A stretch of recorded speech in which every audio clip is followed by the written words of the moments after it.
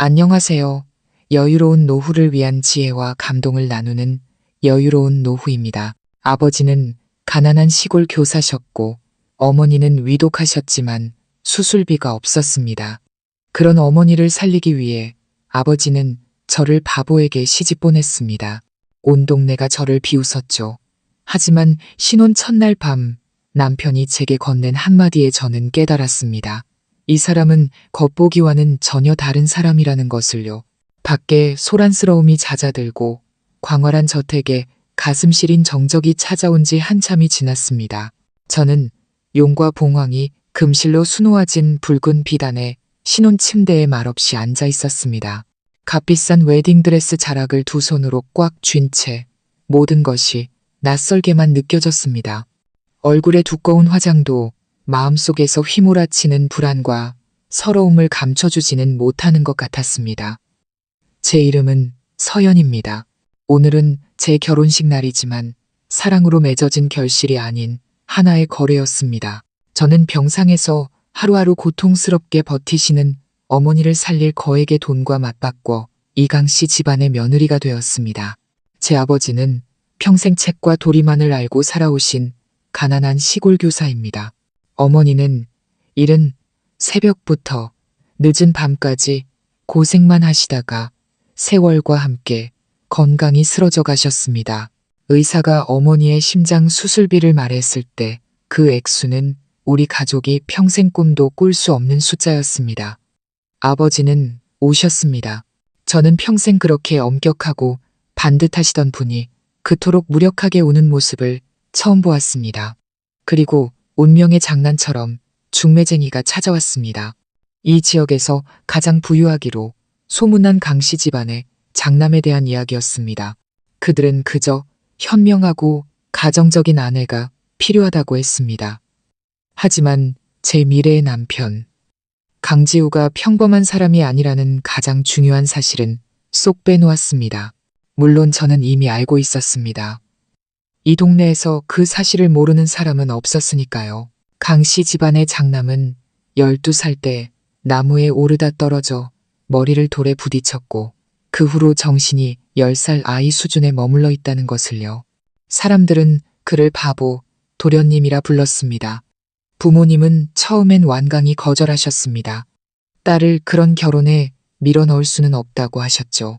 하지만 아버지의 야윈 뺨을 타고 흐르는 눈물을 보았을 때, 하룻밤새 희끗희끗해진 아버지의 머리카락을 보았을 때 저는 스스로 결심했습니다. 이 몸은 부모님께서 주신 것. 제 행복을 희생해서 어머니의 목숨을 구할 수만 있다면 후회는 없었습니다.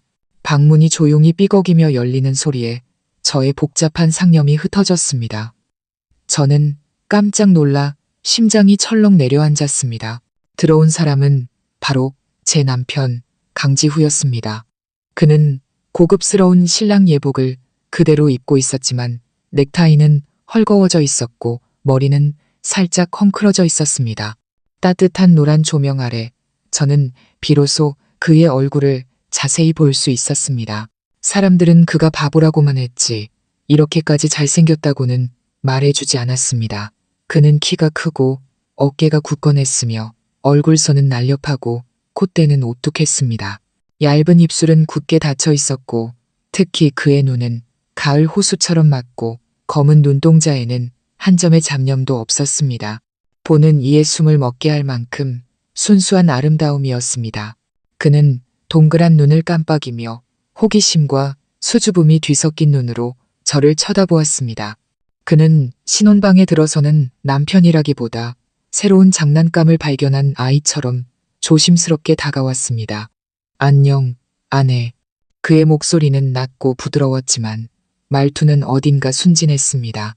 저는 고개를 숙여 감히 그의 눈을 마주치지 못하고 작게 속삭였습니다. 안녕하세요. 그는 제 앞에 서서 제 얼굴을 가린 베일을 신기한 듯 기울여 쳐다보았습니다. 이거 예쁘다. 엄마가 오늘 밤에 남편이 아내 베일 벗겨주는 거래. 그는 서툰 손길로 조심스럽게 제 베일을 걷어 올렸습니다. 그 순간 저는 어떤 일이든 각오하고 있었지만 제가 마주한 것은 순수한 눈빛과 환한 미소뿐이었습니다. 와, 아내 진짜 예쁘다. 그는 작게 감탄했습니다. 그 미소에는 한 점의 가식도 없었고 마치 아침 햇살처럼 제 마음속에 차가운 불안을 녹여주었습니다. 그는 더는 아무것도 하지 않고 침대 끝에 걸터 앉아 턱을 괜 채 저를 바라보았습니다. 아내, 더워? 옷 이렇게 많이 입어서 덥겠다. 저는 고개를 저었습니다. 아니요, 덥지 않아요. 그럼 배고파. 배고프지. 그의 눈에는 진심 어린 걱정이 담겨 있었습니다. 저는 또 고개를 저었습니다. 사실 점심 이후로 아무것도 먹지 못한 상태였지만요. 지우는 저를 한참 보더니 무언가 생각난 듯 했습니다. 그는 슬쩍 문 쪽을 살피더니 제게 조용히 하라는 손짓을 했습니다. 그는 허리를 숙여 침대 밑으로 손을 뻗어 작은 틴 케이스 하나를 꺼냈습니다. 뚜껑을 열자 안에는 예쁘게 장식된 작은 케이크 조각들이 들어 있었습니다. 아이지, 그가 속삭였습니다. 아내가 먹어. 아까 아래층에 사람 너무 많아서 아내 못 먹을까봐 내가 숨겨놨어. 엄청 맛있어. 그는 케이크 한 조각을 집어 제 입가로 가져왔습니다. 기대에 찬 눈으로 저를 바라보면서요. 그의 비밀스럽고도 사랑스러운 모습에 저는 저도 모르게 웃음이 터져 나왔습니다. 오늘 처음으로 터져 나온 웃음이었습니다. 저는 입을 벌려 그의 손에 들린 케이크를 받아 먹었습니다. 크림의 달콤함과 빵의 부드러움이 입안에 퍼졌지만 가장 달콤했던 것은 이 바보 남편의 진심 어린 관심이었습니다. 그 다정함에 코끝이 찡해졌습니다. 케이크를 다 먹자 그는 다시 상자를 조심스럽게 원래 자리에 숨겼습니다. 저는 그가 신혼부부라면 첫날 밤에 의뢰할 법한 일을 요구할 것이라 생각했습니다. 하지만 그는 그저 길게 하품을 한 번 하더니 제 옆에 와서 누웠습니다. 엄마가 오늘 밤엔 남편이 안에 꼭 껴안고 자야 한댔어. 그는 아주 자연스럽게 말하며 제 허리를 감싸 안았습니다. 제 몸은 그대로 굳어버렸습니다. 단 한 번도 남자와 이렇게 가까이 있어 본 적이 없었기 때문입니다. 그의 품은 넓고 따뜻했습니다. 가슴은 단단했고 그는 어떤 무례한 행동도 하지 않았습니다. 그저 저를 품에 안고 제 머리카락에 얼굴을 묻더니 이내 고른 숨소리를 내기 시작했습니다. 그는 잠이 들었습니다. 아이처럼 편안하고 행복하게요. 저는 그의 품에 안겨 제 심장과 그의 심장이 규칙적으로 뛰는 소리를 들었습니다. 제 마음속에 두려움과 경계심이 서서히 녹아내렸습니다. 그 자리에는 연민과 고마움, 그리고 차갑게 식어버렸던 제 마음에 스며드는 작은 온기가 복잡하게 뒤섞였습니다. 제 신혼 첫날 밤에는 촛불도 꽃도 뜨거운 사랑의 속삭임도 없었습니다. 오직 바보 남편과 숨겨둔 케이크 한 조각, 그리고 진심 어린 포옹만이 있었습니다. 그런데 어째서인지 저는 이상할 만큼 평온함을 느꼈습니다.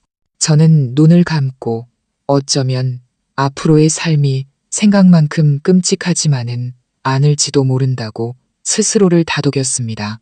다음날 아침 창틈으로 스며들어 얼굴 위에서 춤추는 장난기 어린 아침 햇살에 잠이 깼습니다.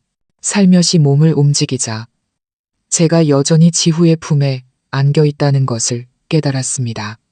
그는 긴 속눈썹을 살짝 떨며 얇은 입술을 살짝 벌린 채 깊이 잠들어 있었습니다. 지금 그의 모습은 정말 평화롭고 무해해 보였습니다. 저는 그가 깨지 않도록 조심스럽게 그의 팔을 빼내고 살금살금 침대에서 내려왔습니다. 어젯밤 저는 정말 깊은 잠을 잤습니다. 이 결혼을 승낙한 이후 처음으로 악몽을 꾸지 않은 밤이었습니다. 곁에 있는 지후의 존재는 저를 불안하게 하기는커녕 이상하게도 안전하다는 느낌을 주었습니다. 저는 그가 다른 남자들과는 다르다는 것을 알았습니다. 그의 마음속에서 저는 아마 새로 사귄 친구, 엄마가 잘해주라고 신신당부한 그런 사람일 뿐일지도 모릅니다. 갈아입을 옷을 찾고 있는데 노크 소리가 들렸습니다. 저는 급히 이불로 몸을 감싸고 물었습니다. 누구세요? 사모님, 저 은주예요. 도련님 전담 메이드입니다. 회장님께서 사모님 준비 도와드리라고 하셨어요. 저는 서둘러 문을 열었습니다. 제 앞에는 저와 나이가 비슷해 보이는 동그란 얼굴에 반짝이는 눈과 친근한 미소를 가진 아가씨가 서 있었습니다. 은주는 단아한 하늘색 비단 한복을 들고 들어왔습니다. 회장님께서 오늘이 친척들께 처음 인사드리는 날이니 예의에 맞게 한복을 입으시는 게 좋겠다고 하셨어요. 제가 옷 갈아입으시고 머리 만지는 것 도와드릴게요. 은주는 손재주가 좋고 눈치가 빨랐습니다. 그녀는 제가 한복을 입는 것을 돕고 머리를 단정하게 빗어 올려주었으며 부드러운 옆머리 몇 가닥만 남겨 얼굴선을 감싸게 해주었습니다. 그녀는 제 피곤한 기색을 가려주고 얼굴을 더 생기 있어 보이게 할 만큼 가벼운 화장도 해주었습니다.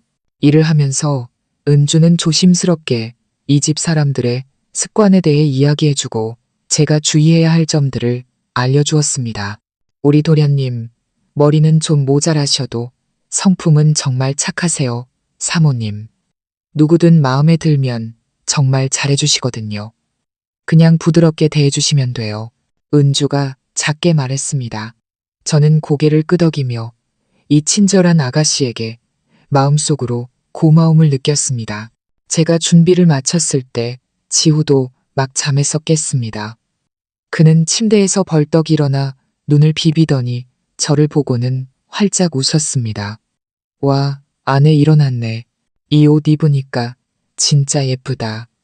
그의 순진한 칭찬에 제 뺨이 살짝 붉어졌습니다. 바로 그때 아마도 이 집의 집사장인 듯한 나이든 여성이 다른 메이드 몇 명과 함께 들어왔습니다. 그녀는 제게 공손히 고개를 숙여 인사한 뒤 그들에게 방 청소를 시작하라는 신호를 보냈습니다. 그녀의 시선이 여전히 정갈한 침대와 한 점의 흔적도 없는 새하얀 시트를 스쳐 지나갔습니다.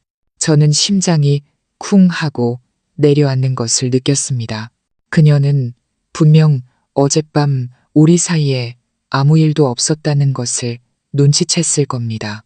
저는 그녀가 시어머니께 이 사실을 고하지는 않을까, 그리고 시어머니는 저를 어떻게 생각하실까 걱정됐습니다.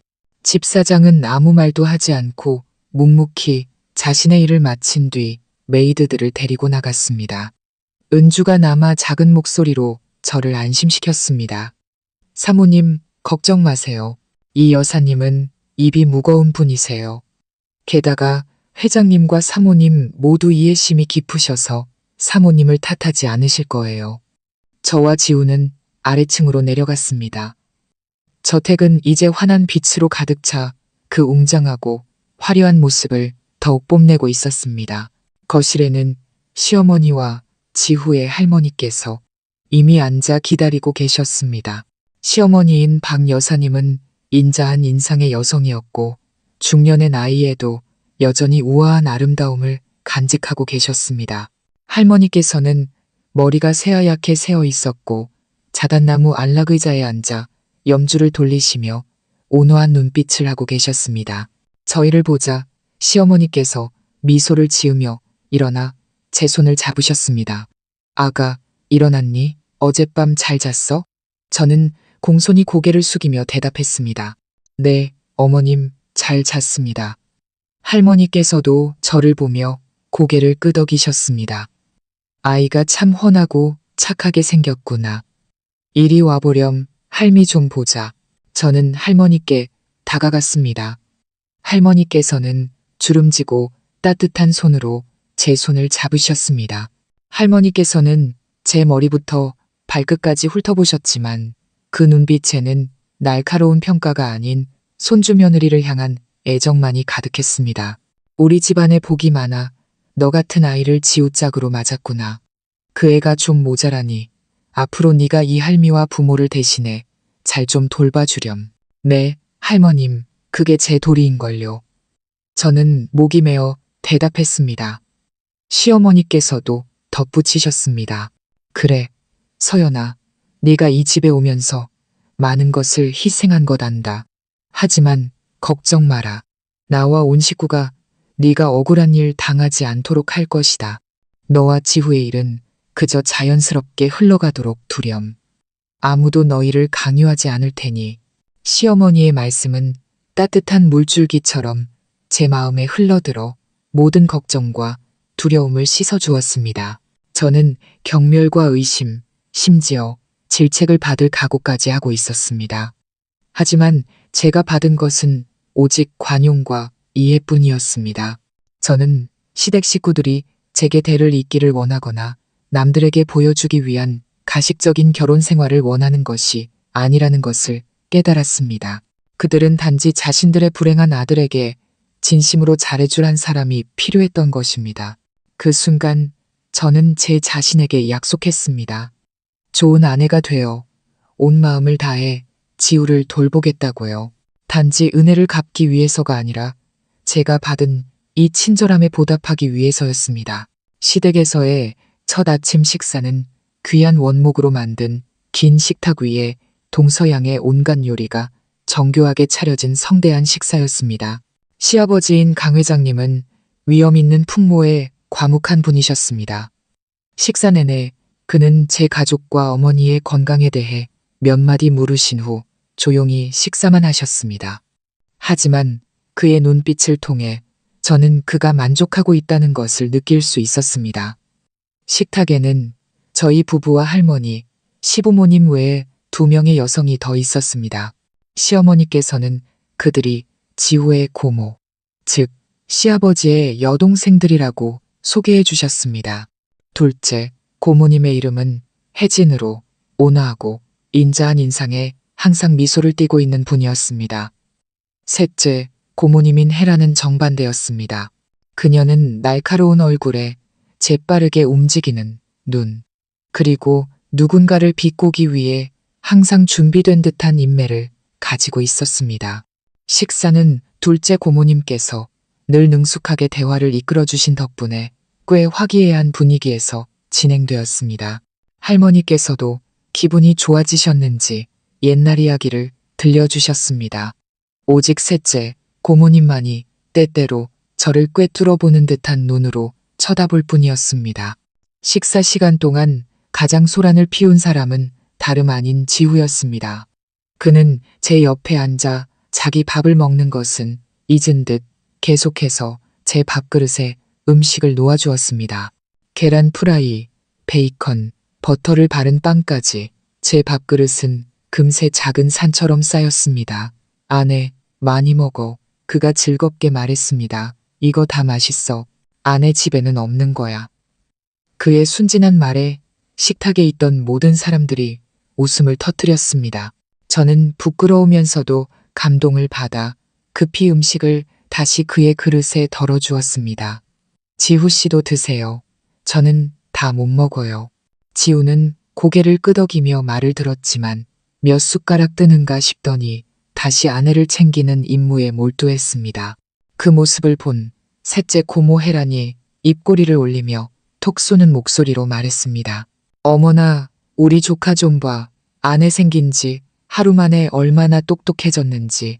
아내한테 음식도 집어줄 줄 알고 역시 가르치는 사람이 있으니 다르네, 달라. 셋째, 고모의 말은 제 마음에 가볍게 밝히는 바늘 같았습니다. 저는 그녀가 저를 겨냥하고 있다는 것을 알았습니다. 시어머니께서 살짝 미간을 찌푸리며 무언가 말하려 할 때 둘째, 고모 혜진이 조용히 젓가락을 내려놓으며 미소 지었습니다. 언니도 참. 지후가 자기 아내 예뻐서 챙겨주는 게 당연하지. 난 지후가 저러는 거 보니 오히려 기쁜데. 부부 사이의 정은 다 이런 작은 것에서부터 쌓이는 거잖아. 옛날에 좋아하던 사람한테 괜히 튕기고 쌀쌀맞게 굴다가 지금 혼자 앉아있는 누구랑은 다르게 말이야. 둘째 고모의 말은 부드러웠지만 천근의 무게를 담고 있었습니다. 셋째 고모의 얼굴이 순간 변하더니 당황하고 화가 난 듯 보였지만 아무 반박도 하지 못했습니다. 그녀는 둘째 고모를 쏘아본 뒤 씩씩거리며 음식을 집을 뿐더는 아무 말도 하지 않았습니다. 이 일을 통해 저는 셋째 고모에게도 즐겁지 않은 과거가 있어 성격이 저렇게 가시돋치게 변했으리라 어렴풋이 짐작했습니다. 그리고 둘째, 고모가 비록 온화하지만 결코 약하지 않다는 것도 깨달았습니다. 그녀는 항상 가장 현명한 방법으로 자신의 가족을 지킬 줄 아는 사람이었습니다. 식사가 끝나고 저는 시어머니와 두 고모님을 따라 거실로 가 차를 마셨습니다. 할머니께서는 방으로 쉬러 들어가셨고 지훈은 뒷마당으로 뛰어가 커다란 셰퍼드 몇 마리와 놀고 있었습니다. 둘째 고모님은 저를 옆에 앉히고 다정하게 물으셨습니다. 아가, 여기 지낼 만하니 필요한 거 있으면 언제든 말하렴. 부끄러워 말고. 네, 고모님, 감사해요. 다들 제게 너무 잘해주세요. 저는 진심으로 대답했습니다. 맞은편에 앉은 셋째 고모가 차를 한 모금 마시고는 다시 입을 열었습니다. 이번에는 말투에서 비꼬는 기색이 조금은 줄어 있었습니다. 잘해주는 건 잘해주는 거고 이 집에서 사는 게 쉽지만은 않아. 미리 알아두라고 말해주는 거야. 우리 지훈은 좀 모자라. 앞으로는 네가 모든 일을 짊어지고 챙겨야 할 거야. 조금만 힘들다고 울고불고 하지 말고. 비록 말은 여전히 껄끄러웠지만 저는 셋째 고모의 마음 깊은 곳에는 아기가 없다는 것을 느낄 수 있었습니다. 어쩌면 그녀는 자신만의 방식으로 제게 경고하고 저를 시험하고 있는 것인지도 모릅니다. 시어머니께서 미소를 지으며 찻잔을 내려놓으셨습니다. 고모님들도 참 아이가 온 지 이제 하루 됐는데 차차 익숙해질 거예요. 서연아, 요즘 내 아버님 회사 일이 바빠서 나도 좀 도와야 한단다. 지후, 돌보는 일은 온전히 너에게 맡겨야겠구나. 그냥 집에 있는 어린 남동생이라 생각하고 잘 가르치고 돌봐주렴. 내 말은 아주 잘 들을 게다. 저는 고개를 끄덕이며 정중하게 약속했습니다. 네, 어머님, 알겠습니다. 지호씨, 잘 돌볼게요. 집안에 권력 있는 세 여성과 대화를 나누면서 저는 점차 거리감이 줄어드는 것을 느꼈습니다. 각자 성격은 달랐지만 그들 모두 따뜻한 마음을 가진 사람들이라고 믿었습니다. 저의 며느리로서의 삶에는 분명 어려움이 있을 것이고 특히 날카로운 셋째, 고모님과의 관계가 그럴 것입니다. 하지만 저는 제가 진심으로 살아간다면 모든 사람들에게 인정받고 사랑받을 수 있을 것이라고 믿었습니다. 강씨 집안에서의 제 삶은 점차 궤도에 올랐습니다. 낮에는 이 여사님께 집안 관리하는 법을 배우고 둘째 고모님께는 꽃꽂이와 다도를 배웠습니다. 가끔은 셋째 고모님의 날카로운 말을 견뎌야 했지만 그저 미소로 넘겼습니다.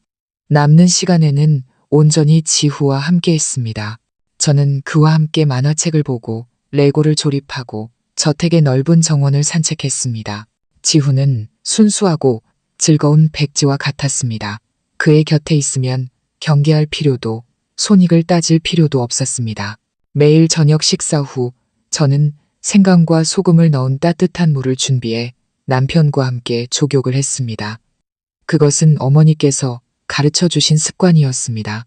그렇게 하면 혈액순환이 잘 되고 잠도 잘 온다고 하셨습니다. 그날 밤도 저는 여느 때처럼 대야를 들고 방으로 들어갔습니다. 지훈은 침대에 앉아 슈퍼히어로 만화책에 푹 빠져 있었습니다. 저를 보자 그는 고개를 들고 눈을 반짝였습니다. 아내 왔다. 아내, 이것 봐. 헐크 엄청 세. 주먹 한 방에 자동차가 날아가. 저는 미소를 지으며 대야를 바닥에 내려놓았습니다. 지후씨, 발 씻을 시간이에요. 지우는 아이처럼 입술을 삐죽 내밀며 투덜거렸습니다. 발 씻기 싫은데. 발 씻는 거 재미없어. 만화책 볼래? 안 돼요. 발 깨끗하게 씻고 자야죠. 아내 말 안 들을 거예요? 저는 일부러 엄한 표정을 지었습니다. 지후는 저를 보며 망설이는 듯 했습니다. 그는 제가 화내는 것을 무서워했습니다. 결국 그는 만화책을 내려놓고 얌전히 침대 끝에 앉았습니다. 저는 그의 앞에 무릎을 꿇고 부드럽게 양말을 벗겨 그의 발을 따뜻한 물에 담갔습니다. 그의 발은 크고 따뜻했습니다.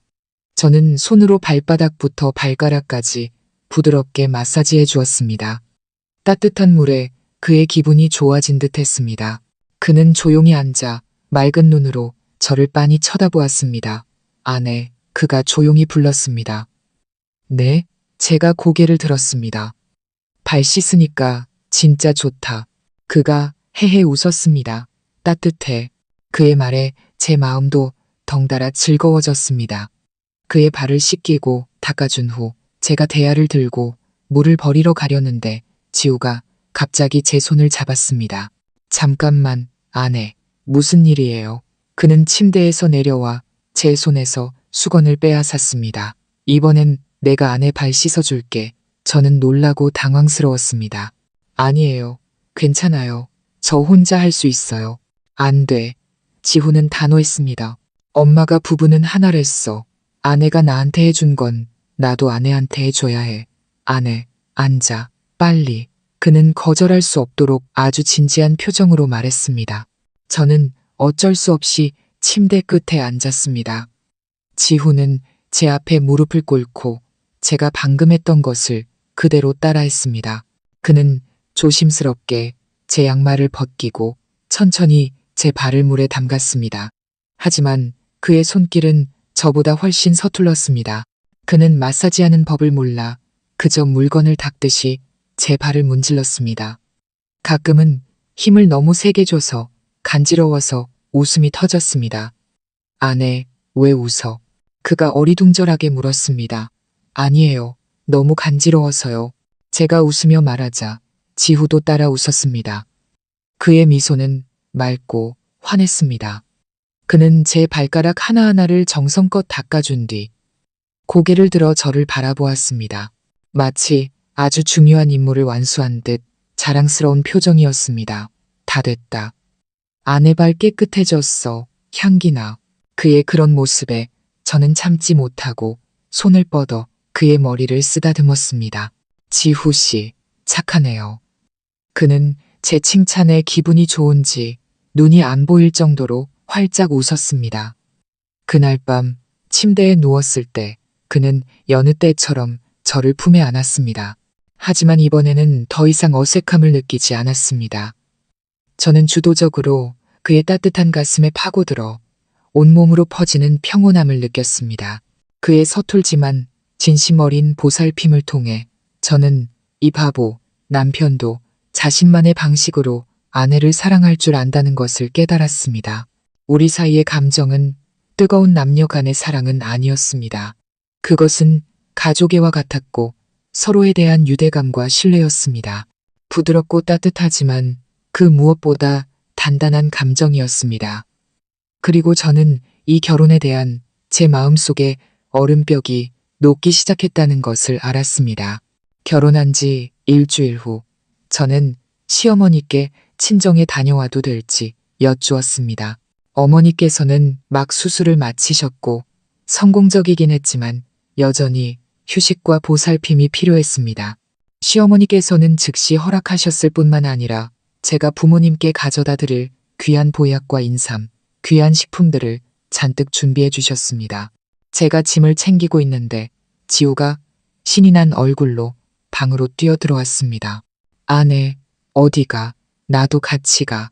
저는 조금 망설였습니다. 우리 부모님 뵈러 가는 거예요. 길도 멀고 재미있는 것도 없는데 나도 갈래. 지후는 막무가내였습니다. 나도 장인어른, 장모님께 인사드려야지. 엄마가 그랬어. 엄마가 나는 사위니까 처부모님께 효도해야 한댔어. 그는 막힘없이 줄줄 말했습니다. 그 논리에 저는 거절할 수가 없었습니다. 제가 수긍하는 듯 보이자 그는 제가 마음을 바꿀까봐 두렵다는 듯 재빨리 달려가 기사님께 차를 준비하라고 일렀습니다. 집으로 가는 길에 지우는 무척 즐거워했습니다. 아마도 그가 저택의 문을 나서는 것은 아주 드문 일이었을 겁니다. 그는 창문에 얼굴을 붙이고 보이는 모든 것을 가리키며 제게 이것저것 물었습니다. 아내, 저 건물 진짜 높다. 아내, 소는 왜 진흙탕에 들어가 있는 걸 좋아해? 아내, 저 달고나 맛있겠다.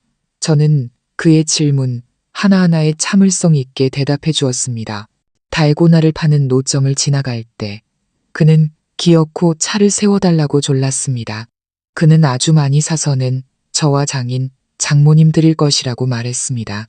알록달록한 달고나를 들고 선물 받은 아이처럼 기뻐하는 그를 보며 저는 저도 모르게 미소를 지었습니다.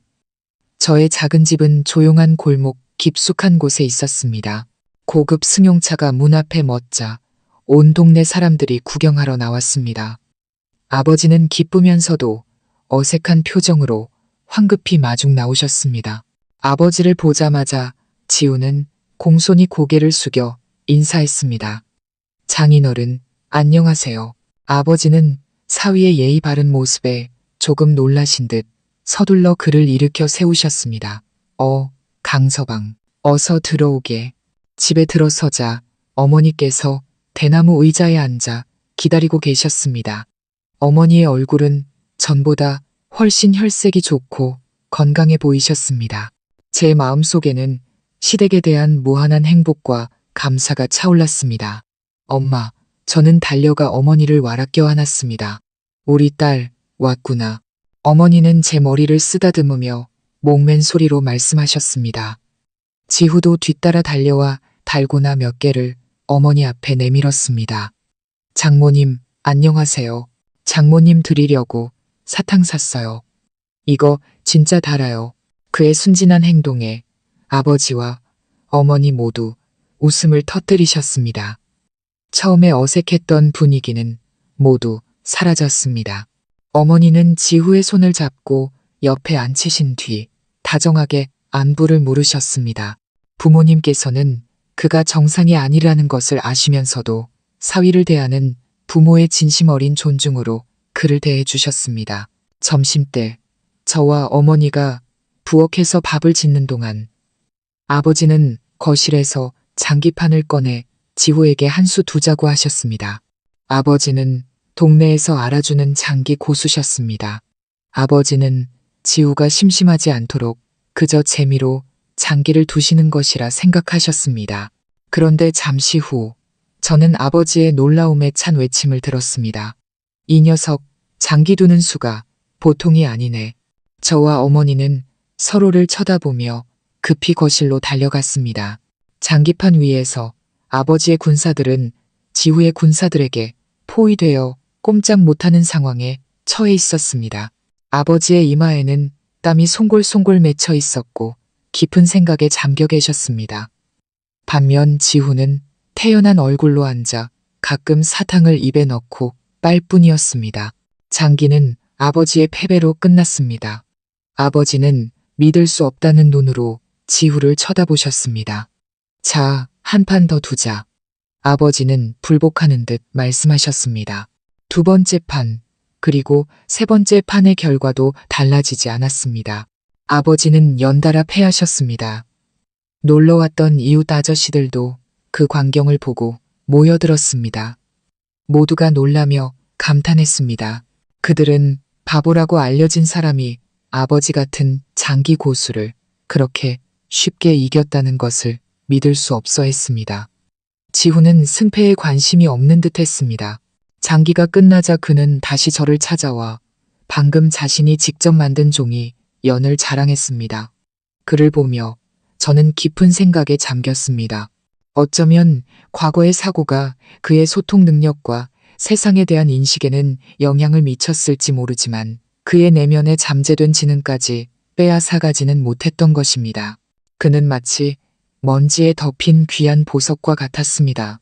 그리고 어쩌면 저는 그 먼지를 닦아내어 보석을 다시 빛나게 할 임무를 운명으로부터 부여받은 사람일지도 모릅니다. 저희 집에서 따뜻한 저녁 식사를 마친 후 지후는 밖에 나가 산책하자고 졸랐습니다. 그는 시골의 밤 풍경을 보고 싶다고 했습니다. 그의 소원을 들어주기 위해 저는 부모님께 허락을 받고 그와 함께 익숙한 시골길을 걸었습니다. 시골의 공기는 도시와는 정말 달랐습니다. 시끄러운 차 소리 대신 덤불 속에서 귀뚜라미 우는 소리만 들려왔습니다. 나무십 사이로 바람이 스치는 소리가 났습니다. 지후는 무척 즐거워했습니다. 그는 강아지처럼 뛰어다니다가 가끔 멈춰서서 반짝이는 반딧불이나 하늘의 밝은 별을 가리키며 제게 보여주었습니다. 마을 입구의 작은 가게에 이르렀을 때 우리는 안타까운 광경을 목격했습니다. 남루한 옷차림에 초췌한 얼굴을 한 여인이 파리하고 마른 아이를 안고 길가에 앉아 울고 있었습니다. 그녀는 남편이 중병에 걸렸고 아이는 먹을 젖이 없다고 하소연했습니다. 다른 고장에서 친척을 찾아왔지만 만나지 못했고 지금은 주머니에 돈 한 푼 없다고 했습니다. 그 말을 들은 지훈은 걸음을 멈췄습니다. 그는 연민 가득한 눈으로 여인과 아이를 바라보았습니다. 그는 조금도 망설이지 않고 다가가 그녀 앞에 쭈그려 앉았습니다. 아주머니, 울지 마세요. 저 돈 있어요. 그러고는 주머니에서 두툼한 지갑을 꺼냈습니다. 그것은 시어머니께서 제게 쓰라고 주신 돈이었습니다. 하지만 지우가 남편이 돈을 관리해야 한다며 자기가 갖겠다고 고집을 부렸었습니다. 그는 지갑을 열어 안에 있던 고액권 지폐 한 뭉치를 모두 꺼내 그 여인에게 주었습니다. 아마 몇백만 원은 좋게 될 금액이었습니다. 제가 다 드릴게요. 아주머니, 이거 받아서 아기 우유도 사주고 남편분 약도 사세요. 여인은 고개를 들었고 돈다발을 보자 두 눈이 번뜩였습니다. 그녀는 황급히 돈을 움켜쥐고는 연신 지후에게 감사하다고 했습니다. 도련님, 정말 착하시네요. 살아있는 보살님이세요. 정말 감사합니다. 은혜 잊지 않을게요. 말을 마친 그녀는 서둘러 아이를 안고 일어나 마을 끝으로 빠르게 걸어가 어둠 속으로 사라졌습니다. 저는 멀리서 이 모든 상황을 지켜보며 마음속에 불길한 예감이 피어오르는 것을 느꼈습니다. 무언가 잘못되었다는 직감이 들었습니다. 지우가 돌아왔을 때 그의 얼굴은 방금 좋은 일을 했다는 기쁨으로 여전히 환했습니다. 그는 제게 자랑했습니다. 아내, 봤어? 내가 불쌍한 사람 도와줬어. 저는 그를 보며 그의 기분을 망치고 싶지는 않았지만 제 의심을 말해야만 했습니다. 지우 씨, 저는 그 사람들이 나쁜 사람 같아서 걱정돼요. 지후 씨의 착한 마음을 속인 걸지도 몰라요. 지후는 어리둥절했습니다. 속였다니. 그 사람들은 정말 불쌍했잖아. 아기가 우는 거 못 봤어? 하지만 돈을 너무 많이 줬잖아요. 혹시 제 말이 채 끝나기도 전에 저는 길끝에서 들려오는 웃음소리를 들었습니다. 그 여인이 사라졌던 바로 그곳이었습니다. 호기심에 저는 지후의 손을 잡고 조심스럽게 그쪽으로 다가갔습니다. 담벼락 뒤에 숨어 밖을 내다본 저는 그대로 얼어붙었습니다. 방금 전 남루한 옷차림의 여인이 험상궂게 생긴 두 남자와 함께 서 있었습니다. 아이는 더 이상 울지 않고 한 남자의 품에 안겨 있었는데 아주 건강해 보였습니다. 젠장, 오늘 대박 터졌네. 한 남자가 지우가 방금 준 돈다발을 손에 들고 말했습니다. 멍청한 도련님을 제대로 만났어. 생각도 안 하고 돈을 주잖아. 여자는 날카롭게 웃었습니다. 그럼 그 멍청한 얼굴을 보니 속이기 쉽겠더라고. 오늘 밤 우리 제대로 한잔하자고. 그들은 우리가 바로 근처에 있다는 사실도 모른 채 즐겁게 웃고 떠들었습니다. 제 속에서 피가 거꾸로 솟았습니다. 돈을 잃어서가 아니라 지우의 순수한 선의가 이렇게 뻔뻔하게 짓밟히고 이용당했다는 사실에 분노했습니다. 감정을 억누르지 못하고 저는 지우에게 쏘아붙였습니다. 거봐요. 제가 말했잖아요. 그 사람들 사기꾼이라고요. 이 바보야. 말이 입에서 떨어지자마자 저는 곧바로 후회했습니다. 저는 지후의 어깨가 떨리는 것을 보았습니다. 그는 고개를 푹 숙인 채 아무 말도 하지 않았습니다. 저는 바보라는 두 글자가 그에게 상처를 주었다는 것을 알았습니다. 그것은 다른 사람들이 그를 비웃을 때 쓰는 말이었지만 자신의 아내 입에서 직접 듣게 될 줄은 몰랐을 겁니다.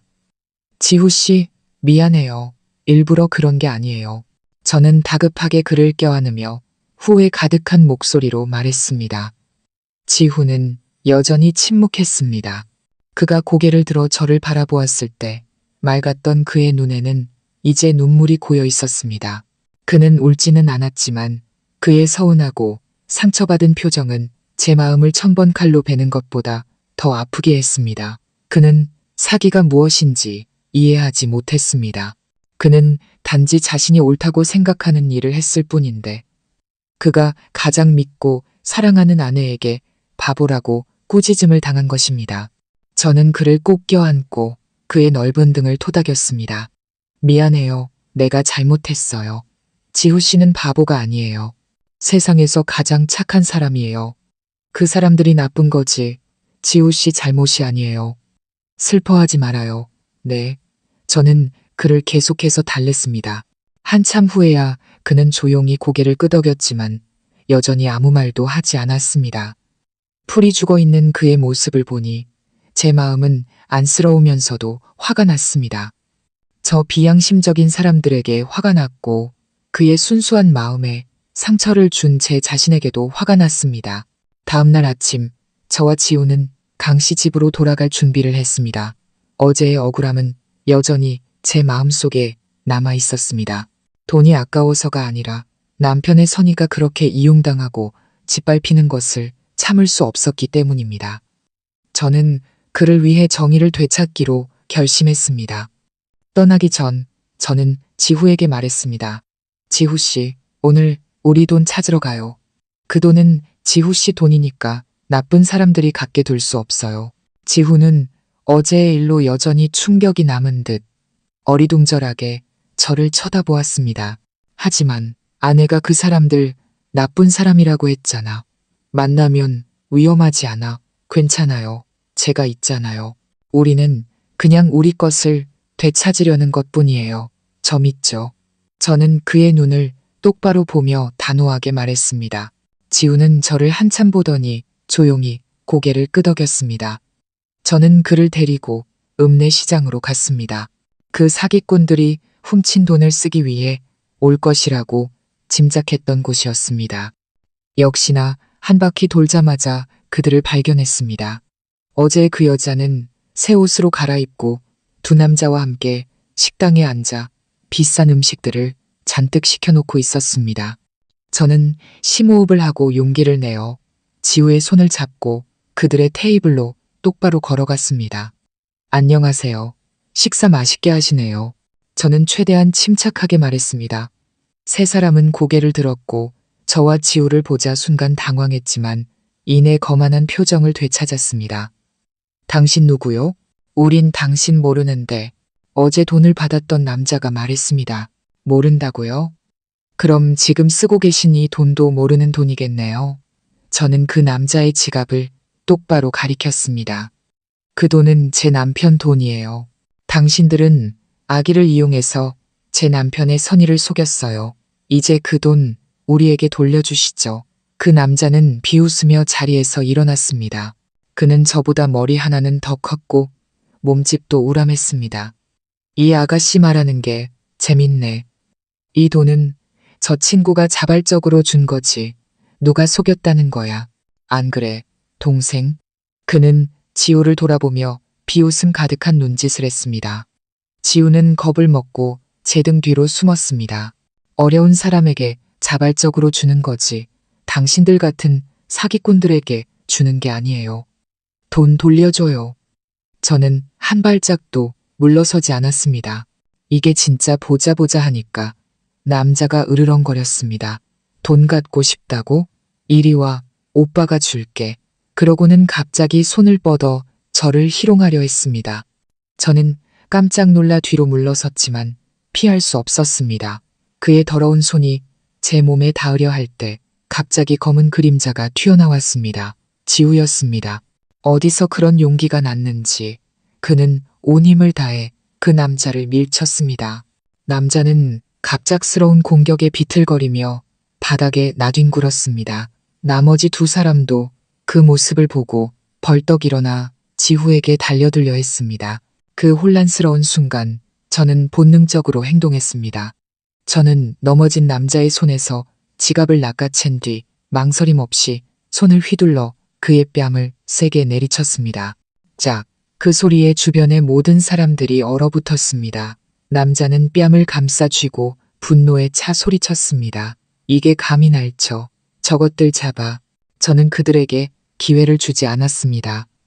저는 지우의 손을 꽉 잡고 소리쳤습니다. 지우 씨, 뛰어요. 우리는 시장을 빠져나와 정신없이 달렸습니다. 등 뒤로는 사기꾼들의 욕설과 사람들의 호기심, 어린 시선이 쏟아졌습니다. 우리는 집까지 멈추지 않고 계속 달렸습니다. 문을 쾅 닫고 나서야 저와 지우는 벽에 등을 기댄 채 거친 숨을 몰아쉬었습니다. 제 심장은 여전히 쿵쾅거렸습니다.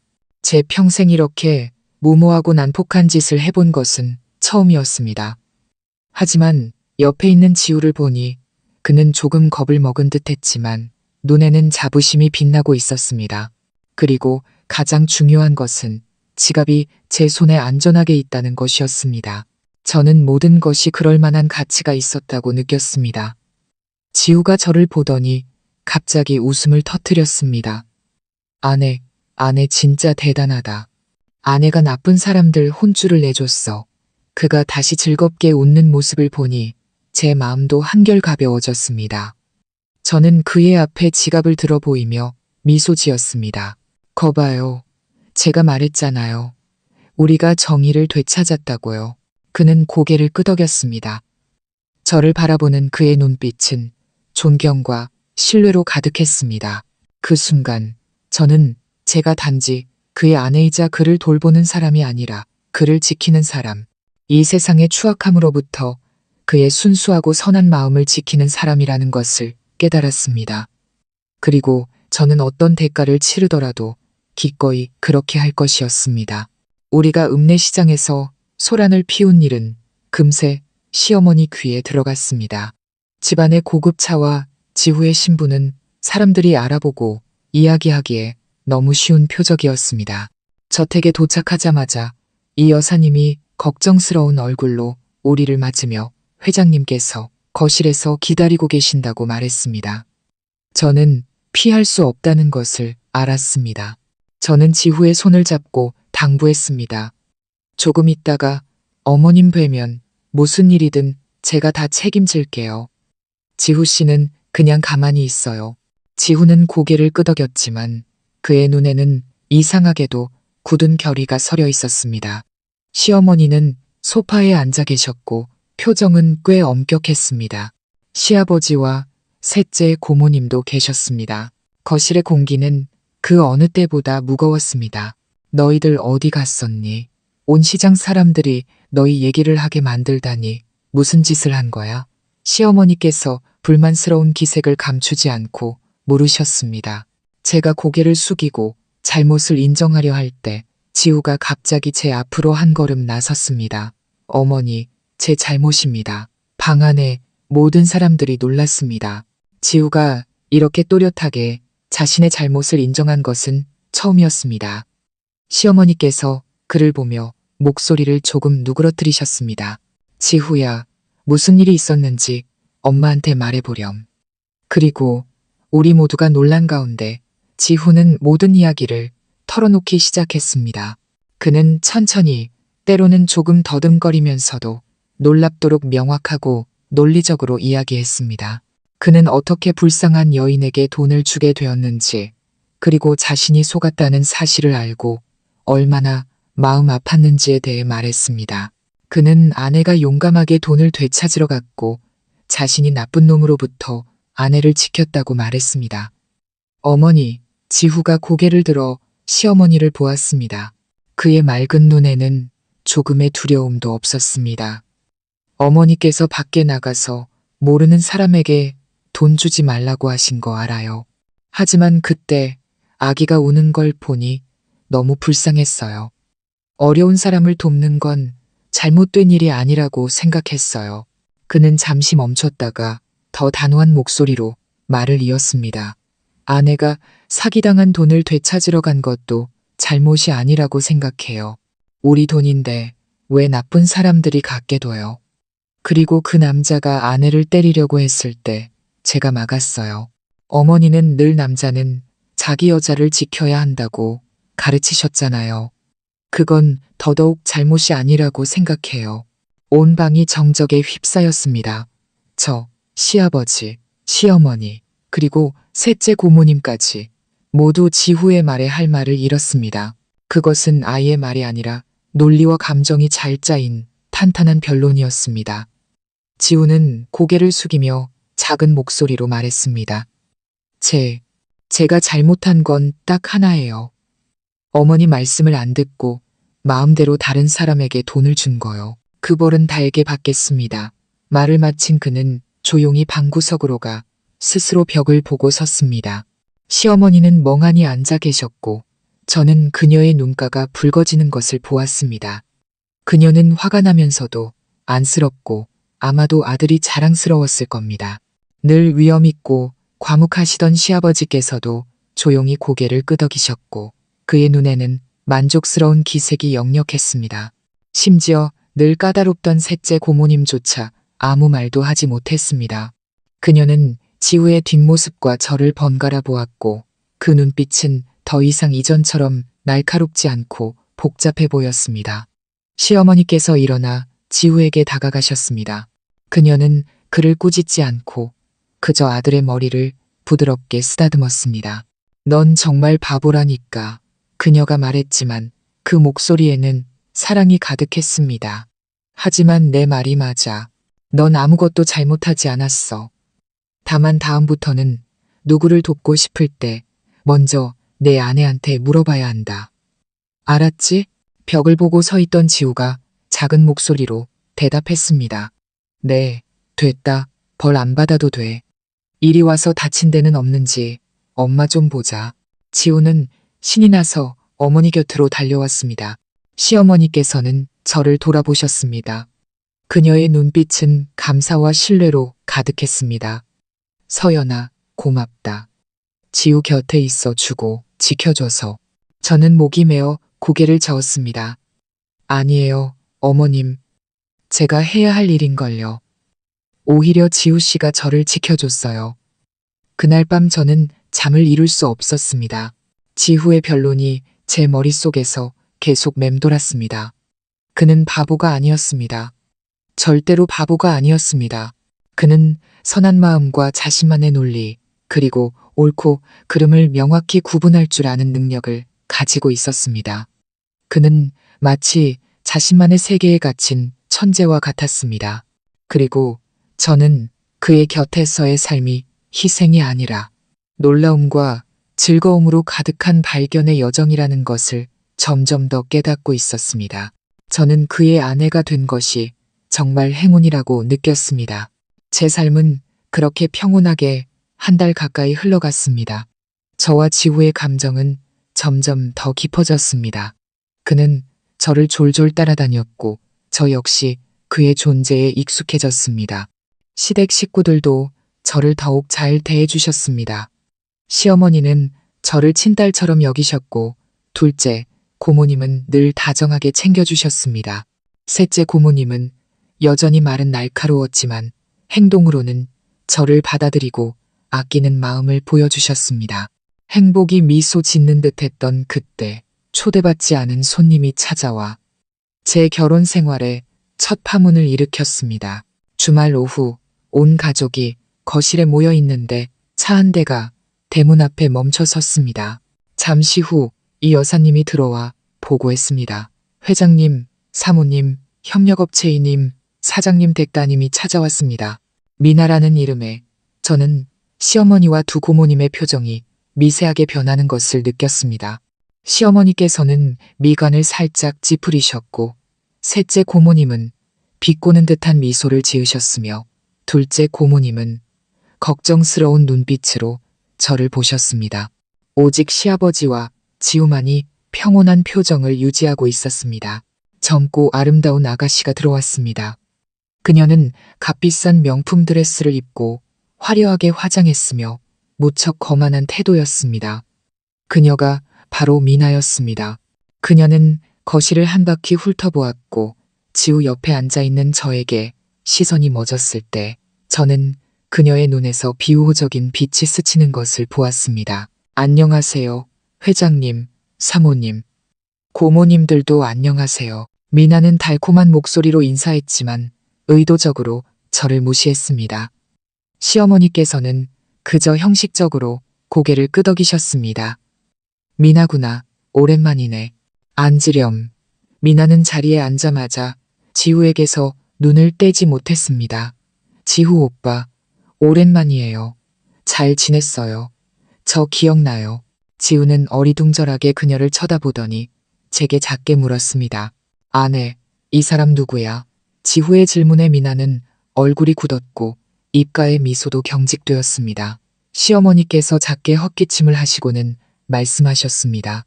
여기는 서연이다. 지후 아내지. 둘이 얼마 전에 결혼했어. 그때서야 미나는 마지못해 저를 쳐다보았지만 그저 거만하게 훑어볼 뿐이었습니다. 아, 안녕하세요. 그녀는 건성으로 말하고는 다시 지후에게로 고개를 돌려 애교 섞인 목소리로 말했습니다. 지후 오빠, 정말 저 잊었어요? 저 미나잖아요.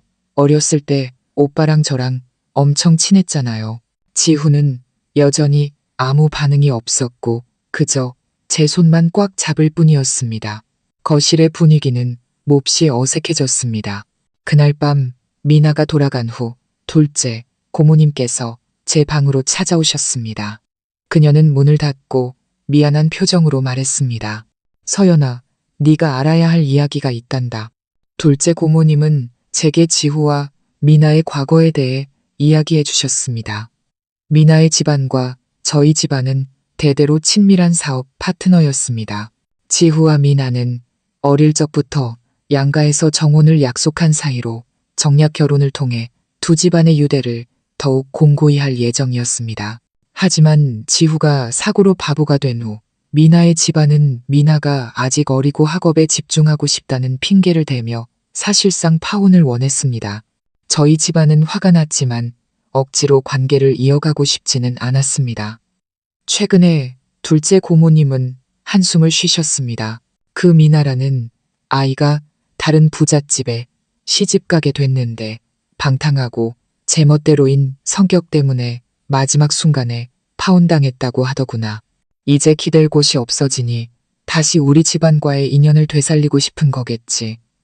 이번에 찾아온 것도 분명 목적이 있을 게다. 그 아이를 조심해야 한다. 이야기를 다 듣고 나니 제 마음은 무겁게 가라앉았습니다. 저는 왜 모두가 미나가 나타났을 때 그런 태도를 보였는지 이해했습니다. 그녀는 바로 남편의 옛 약혼자였고 그가 가장 힘들 때 그를 버렸던 사람이었습니다. 이제 와서 그녀가 무슨 꿍꿍이로 다시 돌아온 것일까요? 저는 옆에서 깊이 잠든 지후를 보았습니다. 저는 질투하지 않았습니다. 지후의 마음속에 미나의 그림자는 없다는 것을 알았기 때문입니다. 하지만 저는 두려웠습니다. 그녀의 등장이 저와 지후의 평화로운 삶을 깨뜨릴까봐 두려웠습니다. 그녀가 어떤 수단을 써서 제 바보 남편에게 상처를 줄까봐 두려웠습니다. 저는 처음으로 이 결혼에 대한 실질적인 위협을 느꼈습니다. 그날 이후 미나는 자주 놀러 온다는 핑계로 우리 집에 드나들었습니다. 어떤 날은 특산품을 선물한다며 어떤 날은 고모님들께 배울 것이 있다며 찾아왔습니다. 하지만 그녀의 진짜 목적은 지후에게 접근하는 것이라는 걸 모두가 암묵적으로 알고 있었습니다. 시아버지와 지후를 제외한 우리 가족은 모두 그녀에게 차가운 태도를 보였지만 오랜 사업 관계를 고려해 매정하게 그녀를 쫓아낼 수는 없었습니다. 미나는 사람들의 태도에 아랑곳하지 않는 듯 했습니다. 그녀는 오직 지우라는 하나의 목표에만 집중했습니다. 그녀는 늘 옛 추억을 끄집어내며 두 사람이 함께했던 놀이에 대해 이야기했습니다. 하지만 지후는 아무것도 기억하지 못했습니다. 그는 그저 예의상 고개를 끄덕이고는 다시 저와 대화를 나눌 뿐이었습니다. 지후의 무관심에도 미나는 좌절하지 않고 오히려 더욱 친밀하게 굴었습니다. 절정은 어느 날 오후 저와 지후가 정원 그네에 앉아 있을 때였습니다. 미나가 갑자기 나타났습니다. 지후, 오빠, 서연 씨, 여기 계셨네요. 한참 찾았잖아요. 그녀는 환하게 웃으며 자연스럽게 지우 옆에 앉아 저와 그 사이를 비집고 들어왔습니다. 지우는 이런 가까움이 싫은 듯 미간을 살짝 찌푸렸습니다. 그는 슬쩍 몸을 옆으로 비켜 앉았습니다. 미나는 눈치채지 못한 척 여전히 즐겁게 이야기를 계속했습니다. 그러다 갑자기 그녀는 손을 뻗어 지후의 손을 잡았습니다. 지후 오빠, 오랜만에 오빠 손 잡아보네요. 오빠 손은 여전히 따뜻하네. 그녀는 꿀처럼 달콤한 목소리로 말했습니다.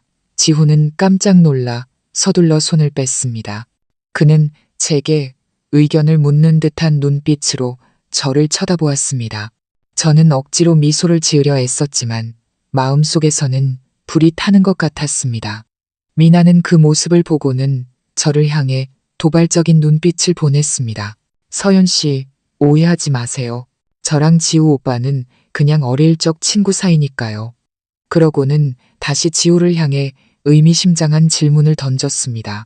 지후, 오빠, 제 손 잡았을 때랑 서연 씨 손 잡았을 때 느낌이 어떻게 다른지 말해봐요.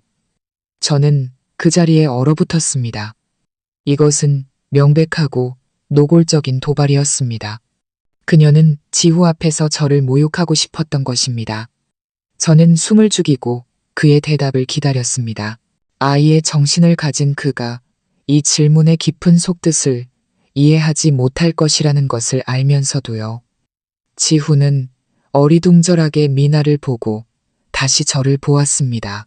그는 제 손을 들어 올렸다가 다시 자신의 손을 내려다보며 깊은 생각에 잠겼습니다. 잠시 후 그는 아주 솔직하게 대답했습니다. 아내 손은 굳은 살이 있어 아가씨 손처럼 부드럽지 않아. 지후의 대답은 제 심장에 똑바로 꽂히는 비수 같았습니다. 저는 그에게 아기가 없다는 것을 알았습니다. 그는 단지 사실을 말하고 있었을 뿐입니다. 제 손은 어릴 때부터 집안일과 밭일을 하느라 고생했으니 미나 같은 부잣집 아가씨의 손처럼 부드럽고 고울 리가 없었습니다. 하지만 제가 온 마음을 다해 돌보는 남편의 입에서 그 말을 듣자 저는 깊은 자괴감과 상처를 느끼지 않을 수 없었습니다. 저는 미나 옆에 앉아 있는 제 자신이 너무나 작고 촌스럽고 못나게 느껴졌습니다. 미나는 지후의 대답을 듣고는 매우 흡족해했습니다. 그녀는 승리자의 눈빛으로 저를 쳐다보며 입꼬리를 비웃음으로 끌어올렸습니다. 거봐요. 지후 오빠는 여전히 예리하다니까요. 서연 씨, 지후, 오빠, 아내인데 자기 관리 좀 하셔야겠어요. 여자가 손발이 그렇게 거칠면 남편이 싫어해요. 그녀의 말 한마디 한마디가 제 자존심에 밝히는 바늘 같았습니다. 저는 고개를 푹 숙이고 두 손을 꽉 쥐었습니다. 무슨 말을 해야 할지, 어떻게 해야 할지 몰랐습니다. 그저 가슴속에서 차오르는 굴욕감과 무력감을 느낄 뿐이었습니다.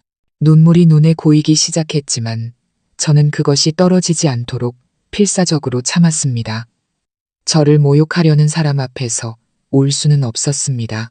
제가 더 이상 견딜 수 없다고 느낀 바로 그 순간 등 뒤에서 칼날처럼 날카로운 목소리가 들려왔습니다. 버려진 쓰레기가 감히 진짜 금이랑 비교를 해. 우리 모두는 깜짝 놀라 고개를 돌렸습니다. 셋째 고모님이었습니다.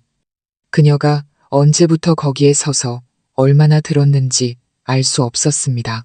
그녀의 얼굴은 얼음처럼 차가웠고 날카로운 눈은 미나를 똑바로 쏘아보고 있었습니다.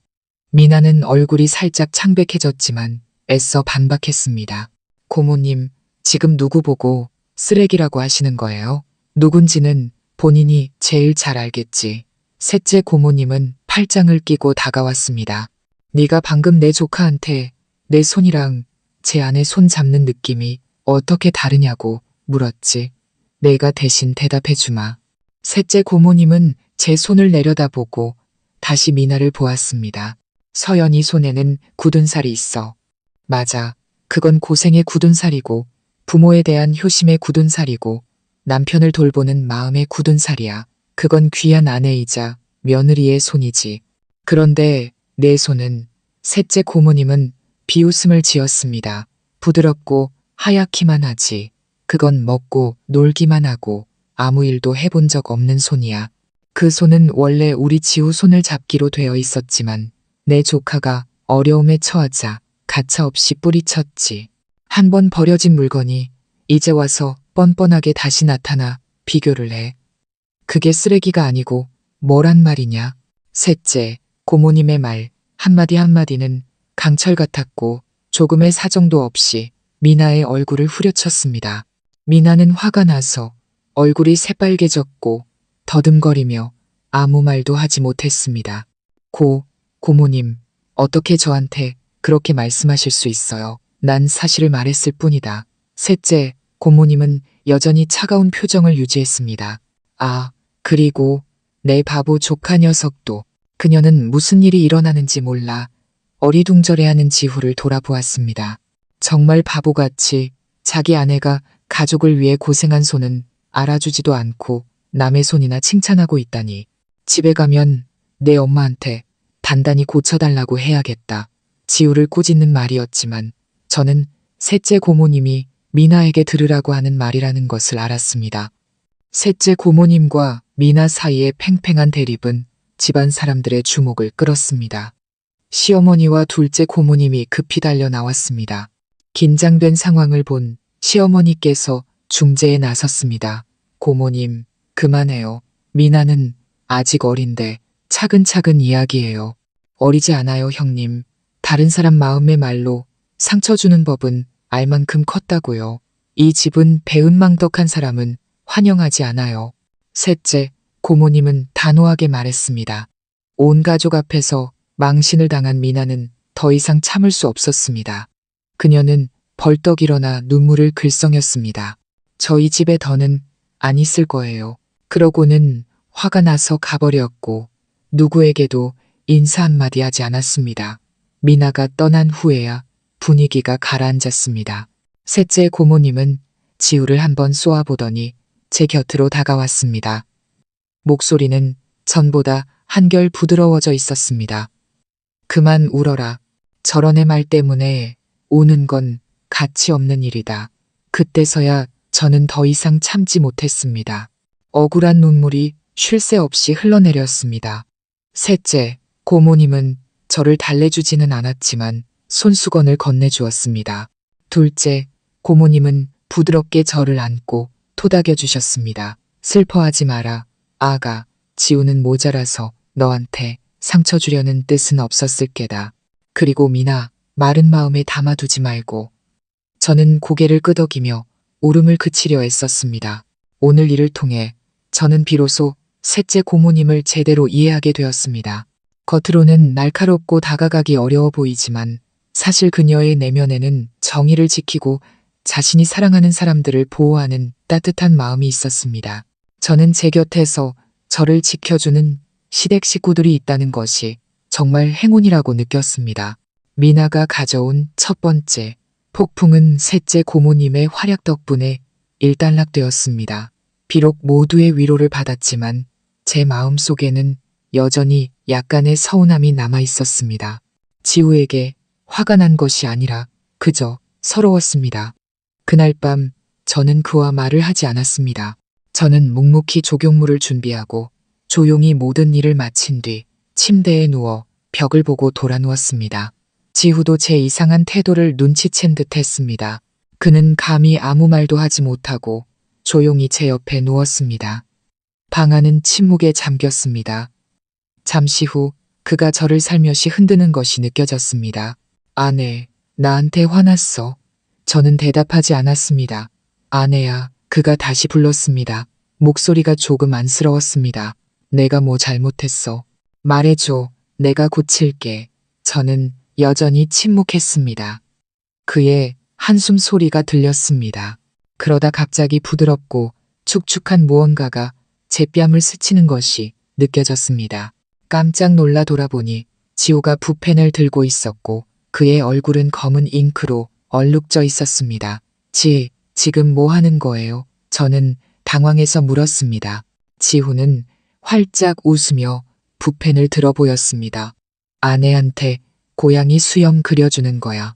엄마가 우리 집 고양이는 화날 때마다 턱을 긁어주면 화가 풀린댔어. 아내는 내 고양이니까 내가 수염 그려줄게. 화 풀어. 응? 그는 다시 붓펜을 들어 그리려 했습니다. 저는 서둘러 그의 손을 잡았습니다.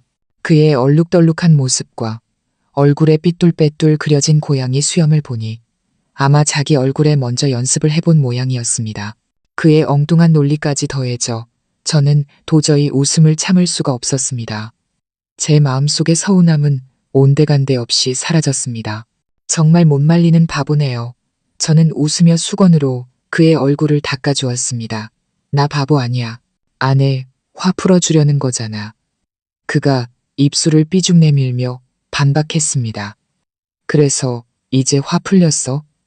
아니요. 제가 일부러 퉁명스럽게 말했습니다. 왜 다른 사람 손이 부드럽다고 칭찬하고 아내 손은 굳은 살이 있다고 했어요? 지우는 머리를 극적이며 난처한 표정을 지었습니다. 나는 그냥 사실을 말한 건데 아내 손에 진짜 굳은 살 있잖아. 하지만 그가 갑자기 제 손을 잡아 자신의 뺨에 가져다 댔습니다. 나는 아내 손이 더 좋아. 아내 손은 따뜻해. 아내가 내 머리 쓰다듬어 줄 때마다 기분이 엄청 좋아. 그 미나라는 아가씨 손은 차가워. 나는 싫어. 그의 진심 어린 말에 제 마음이 녹아내렸습니다. 저는 그가 깊은 속뜻을 이해하지 못한다는 것을 알았지만 그는 자신만의 느낌이 있었습니다. 그는 미나를 좋아하지 않았고 제 손의 따뜻함을 좋아했습니다. 제게는 그것만으로도 충분했습니다. 저는 그의 눈을 똑바로 보며 그가 이해할 수 있도록 분명히 말해주기로 결심했습니다. 지후 씨, 제 말 잘 들어요. 지후 씨는 이제 제가 아내예요. 지후 씨는 제 남편이고요. 아내가 있는 남자는 다른 여자 손을 잡으면 안 되고 아내 앞에서 다른 여자를 칭찬해서도 안 돼요. 알겠어요? 지우는 고개를 갸웃거리며 제가 한 말을 소화하려는 듯 했습니다. 잠시 후 그는 아주 진지하게 고개를 끄덕였습니다. 알았어. 나는 아내 남편이니까 아내 손만 잡을게. 다시는 미나 아가씨 손 안 잡을게. 아내 말 들을게. 그는 굳게 다짐하며 말했습니다. 그러고는 증명이라도 하듯 제 양손을 들어 굳은 살 하나하나에 입을 맞추었습니다. 나는 아내 굳은 살 사랑해. 아내 사랑해. 사랑해라는 두 단어가 그의 입에서 조금의 망설임도 없이 자연스럽게 흘러나왔습니다. 비록 그가 사랑이라는 단어의 의미를 전부 이해하지는 못할지라도 그 말은 여전히 제 심장을 세차게 뛰게 했습니다. 저는 제 바보 남편을 와락 껴안았습니다. 그는 복잡한 것을 이해할 필요가 없었습니다. 그의 순수한 마음 속에 오직 저 하나만 있으면 충분했습니다. 그날 밤 우리는 다시 서로를 껴안고 잠이 들었지만 그의 포옹 속에서 저는 어린아이 같지만 사랑스러운 소유욕과 주권의 선언을 느낄 수 있었습니다. 저는 미나가 어떤 수단을 쓰더라도 그녀는 결코 지우의 마음을 얻지 못할 것이라는 것을 알았습니다. 그의 마음은 가장 무의식적이고 본능적인 선택으로 온전히 저를 향해 있었기 때문입니다. 그 후 며칠 동안 미나는 더 이상 우리 집에 오지 않았습니다. 아마 셋째 고모님의 말에 자존심이 상했거나 아니면 남몰래 다른 계획을 꾸미고 있을지도 몰랐습니다. 제 삶은 다시 평온한 나날로 돌아왔습니다. 곧 추석이 다가오면서 집안 분위기는 한층 더 활기차졌습니다. 이 여사님과 다른 사람들은 집을 형형색색의 등불로 장식하기 시작했습니다. 시어머니와 둘째, 고모님은 부엌에서 송편을 빚느라 바쁘셨습니다. 지우가 가장 신이 났습니다. 그는 온 집안을 뛰어다니며 사람들을 도와 등을 달기도 하고 부엌에 몰래 들어가 송편소를 훔쳐먹다가 셋째 고모님께 혼쭐이 나기도 했습니다. 제가 정원에서 지후가 만들 토끼 모양 등을 돕고 있을 때 이 여사님이 허둥지둥 달려왔습니다. 사모님, 미나 아가씨가 또 왔어요. 이번에는 오빠랑 같이 왔네요. 제 마음이 쿵 내려앉았습니다. 저는 이 평온함이 오래가지 않을 것이라는 것을 알았습니다. 저는 지우에게 여기 가만히 있으라고 말하고 혼자 거실로 갔습니다. 미나는 여전히 거만한 모습이었지만 이번에는 저를 대하는 태도가 조금은 더 예의 바르게 변해 있었습니다. 그녀와 함께 온 사람은 젊은 남자로 멋진 정장을 입고 있었고 외모도 꽤 준수했지만 눈빛이 어딘가 불량해 보였습니다. 그는 저를 머리부터 발끝까지 노골적인 시선으로 훑어보아 저를 매우 불쾌하게 만들었습니다. 미나가 소개했습니다. 제 오빠 태식이에요. 오빠, 이쪽은 지후. 오빠 안에 서연 씨. 태식이 손을 내밀며 제가 보기엔 가식적인 미소를 지었습니다. 안녕하세요, 재수 씨. 소문은 많이 들었는데 오늘에야 뵙네요. 소문보다 훨씬 아름다우십니다. 저는 그저 가볍게 고개를 숙여 인사하고 그가 내민 손을 의도적으로 무시했습니다. 제가 악수할 뜻이 없음을 알자 그도 어색해하지 않고 태연하게 손을 거두었습니다. 시어머니와 두 고모님도 곧 부엌에서 나오셨습니다. 모두의 태도는 미나 남매에게 여전히 매우 차가웠습니다. 몇 마디 형식적인 인사를 나눈 후 미나는 자신의 목적을 밝혔습니다. 회장님, 사모님, 고모님들, 곧 추석이잖아요. 저희 부모님께서 추석 저녁에 온 가족분들을 저희 집으로 초대하고 싶어 하세요. 양가의 정을 다시 나누는 의미에서요. 시어머니께서는 능숙하게 거절하셨습니다. 임 사장님 내외분의 좋은 뜻은 감사하지만 우리 집안은 대대로 추석에는 온 가족이 집에 모이는 전통이 있단다. 어디 가지 않아. 거절당하자 미나는 기분이 안 좋아 보였지만 태식이 나서서 말을 거들었습니다. 괜찮습니다. 대개 그런 전통이 있으시다면 추석 저녁에 저희 남매가 이쪽으로 와서 함께 즐거운 시간을 보내도 괜찮을까요? 사람이 많으면 더 흥겹지 않겠습니까? 말이 이 지경에 이르자 시어머니께서도 더는 거절하지 못하고 마지못해 고개를 끄덕이셨습니다. 그들 남매가 돌아간 후 둘째 고모님과 셋째 고모님이 저를 붙잡고 당부했습니다. 서연아, 저 태식이라는 놈 정말 조심해야 한다. 셋째 고모님이 엄한 얼굴로 말했습니다. 개 좋은 놈 아니야. 밖에서 방탕하게 놀고 여자 친구를 옷 갈아입듯 바꾼다고 소문이 자자해. 둘째 고모님도 말을 이었습니다. 그래, 아까 널 보던 눈빛이 전혀 점잖지 않았어. 앞으로 며칠 동안은 혼자 있지 말고 어딜 가든 지훈아 다른 사람들과 함께 다녀야 한다. 알았지? 저는 고개를 끄덕였지만 마음속에는 불길한 예감이 피어올랐습니다. 저는 방금 전 태식의 눈빛을 떠올렸고 두 고모님의 경고가 결코 지나치지 않다고 느꼈습니다. 이 남매, 특히 태식의 등장은 마치 먹구름이 몰려오는 것 같았습니다. 다가오는 추석밤이 결코 평탄하지 않을 것임을 예고하는 듯 했습니다. 예상대로 추석 저녁 미나와 태식 남매가 다시 우리 집을 찾아왔습니다. 그들은 값비싼 선물을 잔뜩 들고 왔습니다. 우리 가족은 꽤 어색하게 그들을 맞이했습니다. 가족 모임은 둥근 보름달 아래 정원에서 열렸습니다. 모두 함께 송편을 먹고 차를 마시며 달을 구경했습니다. 지훈은 무척 즐거워했습니다.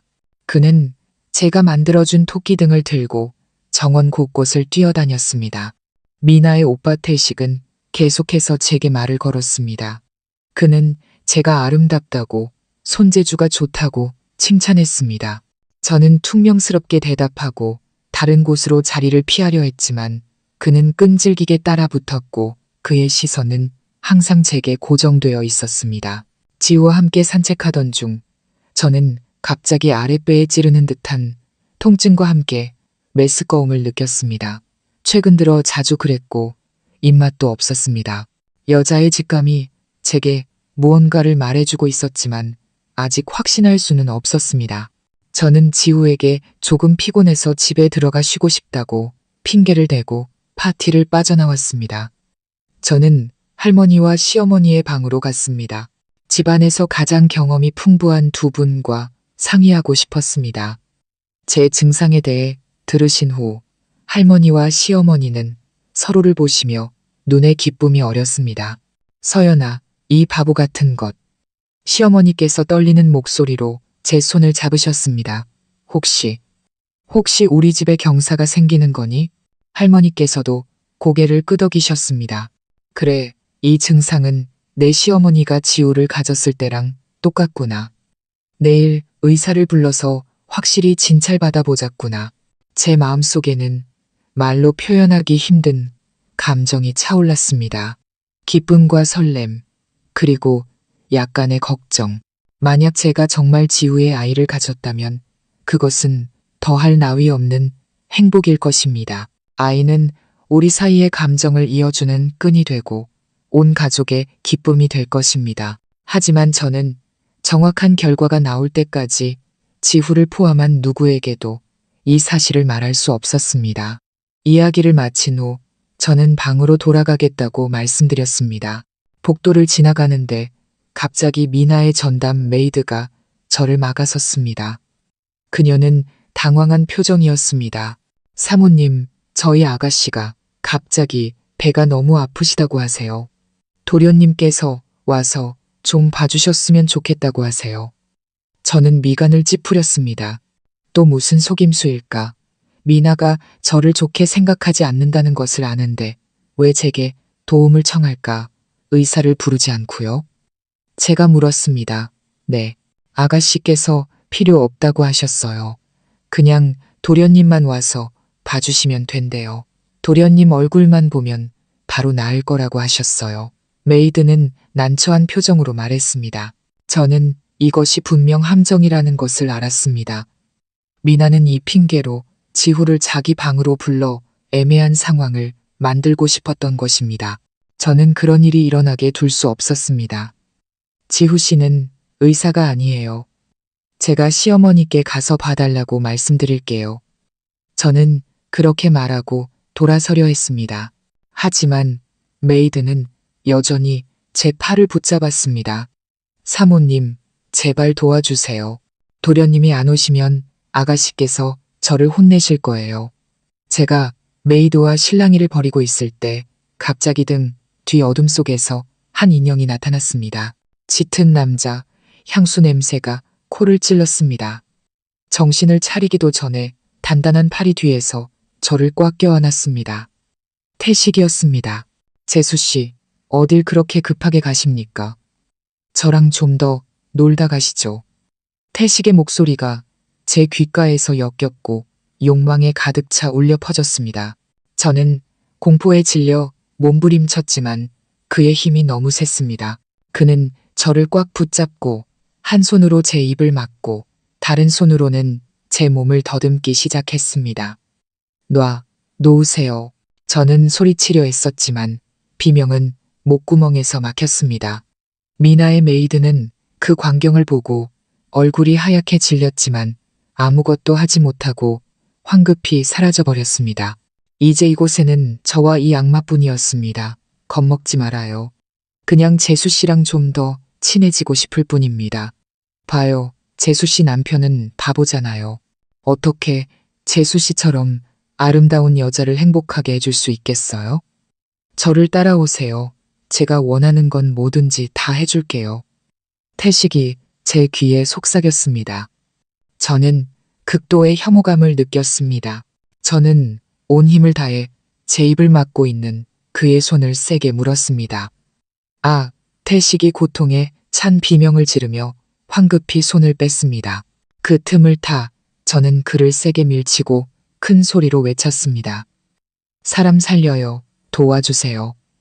지후의 전담 메이드인 은주가 제 비명 소리를 듣고 급히 달려왔습니다. 눈앞의 광경을 본 그녀는 경악했습니다. 도련님, 지금 뭐 하시는 거예요? 어서 사모님 놓아주세요. 꺼져. 내년이 상관할 일 아니야. 태식이 으르렁거렸습니다. 그는 제 저항에 화가 나 손을 휘둘러 제 뺨을 세차게 내리쳤습니다. 제 머리가 핑 돌았고 한쪽 뺨이 불타는 듯 뜨거웠습니다. 제가 바닥에 쓰러지자 은주가 급히 달려와 저를 감쌌지만 그 역시 태식에게 무자비하게 걷어차였습니다. 오늘 넌 내 손에서 못 벗어나. 태식이 저를 덮치려 달려들었습니다. 저는 절망감에 눈을 감았습니다. 제 머릿속에는 오직 지후와 아직 태어나지 않은 뱃속의 아이의 모습만이 떠올랐습니다. 안 돼. 그가 우리 모자를 해치게 둘 수는 없어. 내 아이는 내가 지켜야 해. 태식이 제 몸에 닿으려던 바로 그 순간 복도 끝에서 분노의 찬 외침이 울려 퍼졌습니다. 내 아내한테 손대지 마. 저는 눈을 번쩍 떴습니다. 지후였습니다. 그는 여전히 토끼 등을 손에 들고 서 있었지만 그의 얼굴에는 더 이상 평소의 순진한 모습은 없었습니다. 그의 눈은 붉게 충혈되어 분노로 이글거렸습니다. 그는 마치 궁지에 몰린 맹수처럼 자신의 소중한 것을 해치려는 자를 누구든 갈기갈기 찢어버릴 기세였습니다. 태식도 지후를 보고는 얼어붙었습니다. 그는 이 바보가 이때 나타날 줄은 예상하지 못했던 것입니다. 네가 여긴 어쩐 일이야. 방으로 돌아가. 태식은 위협하듯 소리쳤지만 지후는 전혀 두려워하지 않았습니다. 그는 등을 바닥에 던지고 화살처럼 태식을 향해 돌진했습니다. 그는 온 힘을 다해 태식의 몸을 들이받았습니다. 갑작스러운 공격에 태식은 균형을 잃고 뒤로 나자빠졌습니다. 네가 감히 날 쳐. 이 미친놈이. 태식은 분노에 차 일어나 반격했습니다. 두 남자는 서로에게 달려들어 뒤엉켜 싸웠습니다.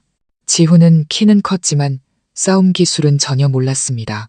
그는 오직 아내를 지키려는 남편의 본능으로만 움직였습니다. 태식은 방탕하게 놀던 사람이라 체력도 만만치 않았습니다. 그는 금세 우위를 점하고 지후를 마구 때렸습니다. 지후 씨. 저는 공포에 질려 외쳤습니다. 저는 일어나 그를 도우려 애썼지만 온몸이 아파 움직일 수 없었습니다. 은주도 사람들을 부르러 가려 했지만 태식에게 발로 차여 넘어졌습니다. 태식은 지후를 바닥에 넘어뜨리고 그의 얼굴과 배를 향해 계속해서 주먹을 날렸습니다. 죽어라. 감히 내 좋은 일을 망쳐. 지후는 맞으면서도 신음 한 번 내지 않았습니다. 그의 눈은 여전히 저를 향해 있었고 그 눈에는 마지막까지 저를 지키겠다는 굳은 결의가 서려 있었습니다. 몸싸움을 하던 중 태식이 지후를 뒤로 세게 밀쳤습니다. 둔탁한 소리가 울려 퍼졌고 지후의 머리는 복도 구석에 있던 장식용 돌모서리에 세게 부딪혔습니다. 그의 큰 몸이 힘없이 무너지더니 천천히 바닥으로 쓰러졌습니다. 그의 뒷머리에서 피가 솟아나 새하얀 바닥을 붉게 물들였습니다. 지후 씨, 저는 찢어지는 비명을 질렀습니다. 어디서 그런 힘이 났는지 저는 그의 곁으로 기어가 힘없이 축 늘어진 그의 몸을 품에 안았습니다. 지후 씨, 정신 차려요. 저 무섭게 하지 말아요. 저는 울부짖으며 그를 흔들었지만 그는 아무 반응이 없었습니다. 그의 눈은 굳게 감겨 있었고 숨결은 희미했습니다. 이 모습, 이 광경은 사람들이 말해주었던 그의 옛날 사고와 똑같았습니다. 태식도 겁에 질렸습니다. 그는 이 지경에 이를 줄은 몰랐던 것입니다. 피웅덩이에 쓰러져 움직이지 않는 지후를 보자 그는 벌벌 떨며 뒷걸음질 치다 머리를 돌려 도망쳤습니다. 그때서야 저와 은주의 비명소리가 마침내 집안 사람들을 놀라게 했습니다. 시부모님, 두 고모님, 그리고 모든 집안 사람들이 달려왔습니다. 눈앞의 끔찍한 광경을 본 시어머니께서는 그 자리에 주저앉아 기절하셨습니다. 시아버지께서는 얼굴이 새하얗게 질려 황급히 구급차를 부르셨습니다. 저는 지후를 꼭 껴안았습니다. 그의 몸은 점점 차가워졌고 제 마음은 누군가 칼로 수백 조각 내는 것처럼 아팠습니다. 다 나 때문이야. 내가 여기 없었더라면 그가 나를 지키려다 이렇게 되지는 않았을 텐데. 제 눈물이 그의 피투성이 얼굴 위로 하염없이 떨어졌습니다. 저는 그저 절망 속에서 그의 이름만 부를 뿐이었습니다. 지우 씨, 저 버리지 마요. 우리에겐 아이가 있잖아요. 지후는 위독한 상태로 병원으로 이송되었습니다.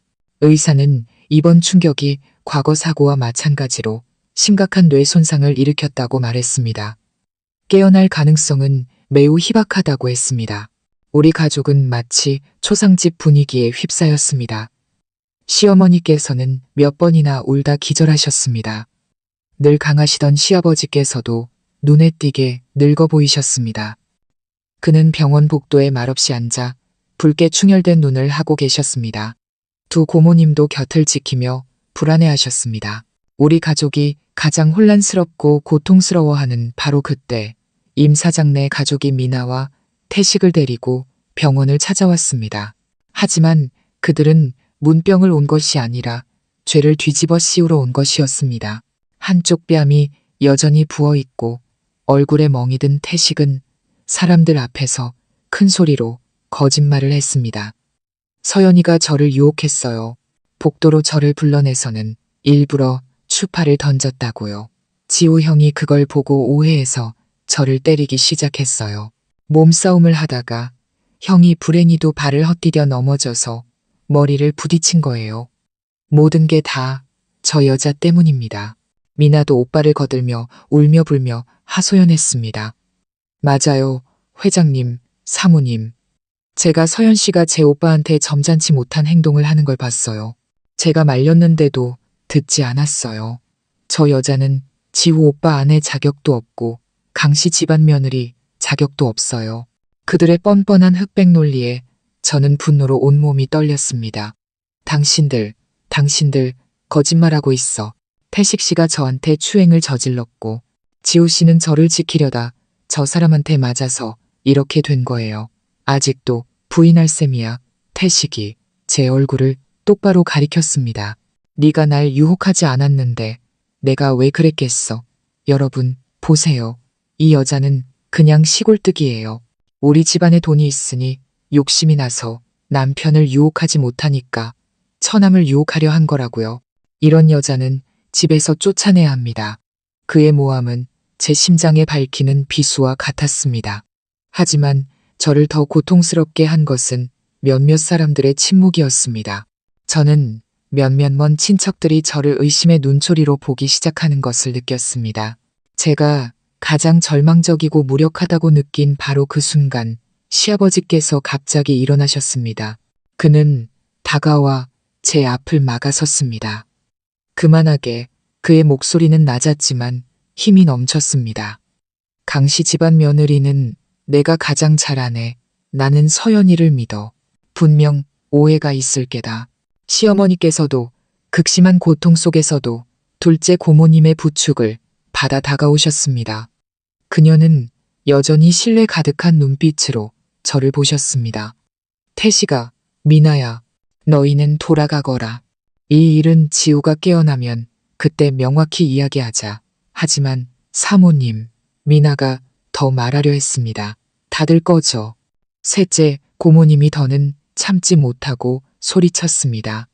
내 조카가 저 안에서 사경을 헤매고 있는데 너희는 아직도 와서 소란을 피워? 내가 경찰 불러서 흑백을 가려볼까? 시댁 식구들의 단호한 태도에 미나 남매는 주춤했습니다. 하지만 바로 그때 저는 제 몸속에서 보이지 않는 힘이 솟아나는 것을 느꼈습니다. 저는 지우를 생각했고 뱃속의 아이를 생각했습니다. 저는 무너질 수 없었습니다. 제 자신과 남편, 그리고 아이의 명예를 지키기 위해 강해져야 했습니다. 저는 시아버지의 보호에서 벗어나 미나 남매와 모든 사람들을 똑바로 쳐다보았습니다. 제가 태식 씨를 유혹했다고 하셨나요? 제가 강씨 집안 며느리 자격이 없다고 하셨죠? 저는 또렷하고 강철 같은 목소리로 말했습니다. 그럼 제가 알려드리죠. 저, 김서연은 지금 제 뱃속에 강지우 씨의 아이, 강씨 집안의 장손을 품고 있습니다. 저는 제 배 위에 손을 얹고 당당하게 선언했습니다. 병원 복도가 터져나갈 듯 술렁였습니다. 모든 사람들이 경악에 빠졌습니다. 미나 남매는 얼굴이 종이장처럼 하얘졌습니다. 시부모님과 두 고모님은 저를 보셨습니다. 그들의 눈빛은 놀라움에서 말할 수 없는 기쁨으로 변했지만 그 속에는 여전히 걱정이 섞여 있었습니다. 이 기쁜 소식은 너무나 갑작스럽고 너무나 비극적인 상황에서 찾아왔습니다. 그것은 희망인 동시에 지금 제게 가장 강력한 무기였습니다. 그것은 모든 모함을 깨뜨리고 이 집안에서 저의 흔들릴 수 없는 위치를 확인시켜 주었습니다. 병원 복도가 제 선언으로 아직 소란스러울 때 갑자기 응급실 문이 벌컥 열리며 간호사가 허둥지둥 달려 나왔습니다. 환자가 깨어났어요. 환자가 깨어났습니다. 모든 사람들이 얼어붙었습니다. 기적이 일어난 것입니다. 잠시 후 지훈은 응급실에서 나와 특별병실로 옮겨졌습니다. 그는 여전히 약해 보였고 머리에는 하얀 붕대가 감겨 있었지만 그는 정말로 깨어났습니다. 저와 가족들은 서둘러 뒤를 따랐습니다. 미나와 태식, 남매도 상황을 확인하려는 듯 창백한 얼굴로 뒤따라왔습니다. 병실에 들어서자 지훈은 침대에 누워 천천히 눈을 떴습니다. 그는 방 안을 한 바퀴 둘러보았습니다. 그의 눈빛은 더 이상 이전처럼 순진하고 막지 않았습니다. 그것은 깊고 날카롭고 어딘가 거리감이 느껴졌습니다. 지후야, 아들아, 정신이 드니? 엄마가 얼마나 무서웠는지 몰라. 시어머니께서 달려가 그의 손을 잡고 흐느끼셨습니다. 지우는 어머니를 보고 아버지를 보고 할머니와 두 고모님을 보았습니다. 그는 조용히 고개를 끄덕이며 입을 열었습니다. 목소리는 조금 잠겨 있었지만 놀랍도록 명확했습니다. 걱정 끼쳐드려 죄송합니다. 그의 말투와 화법은 완전히 달라져 있었습니다.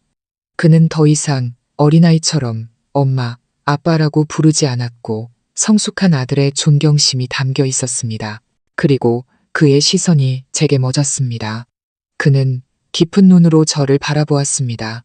그 눈에는 수많은 감정, 사랑, 고통, 그리고 미안함이 담겨 있었습니다. 서연아. 그가 조용히 제 이름을 불렀습니다. 그는 제게 손을 뻗었습니다. 저는 다가가 그의 손을 잡았습니다. 제 눈물이 하염없이 흘러내렸습니다.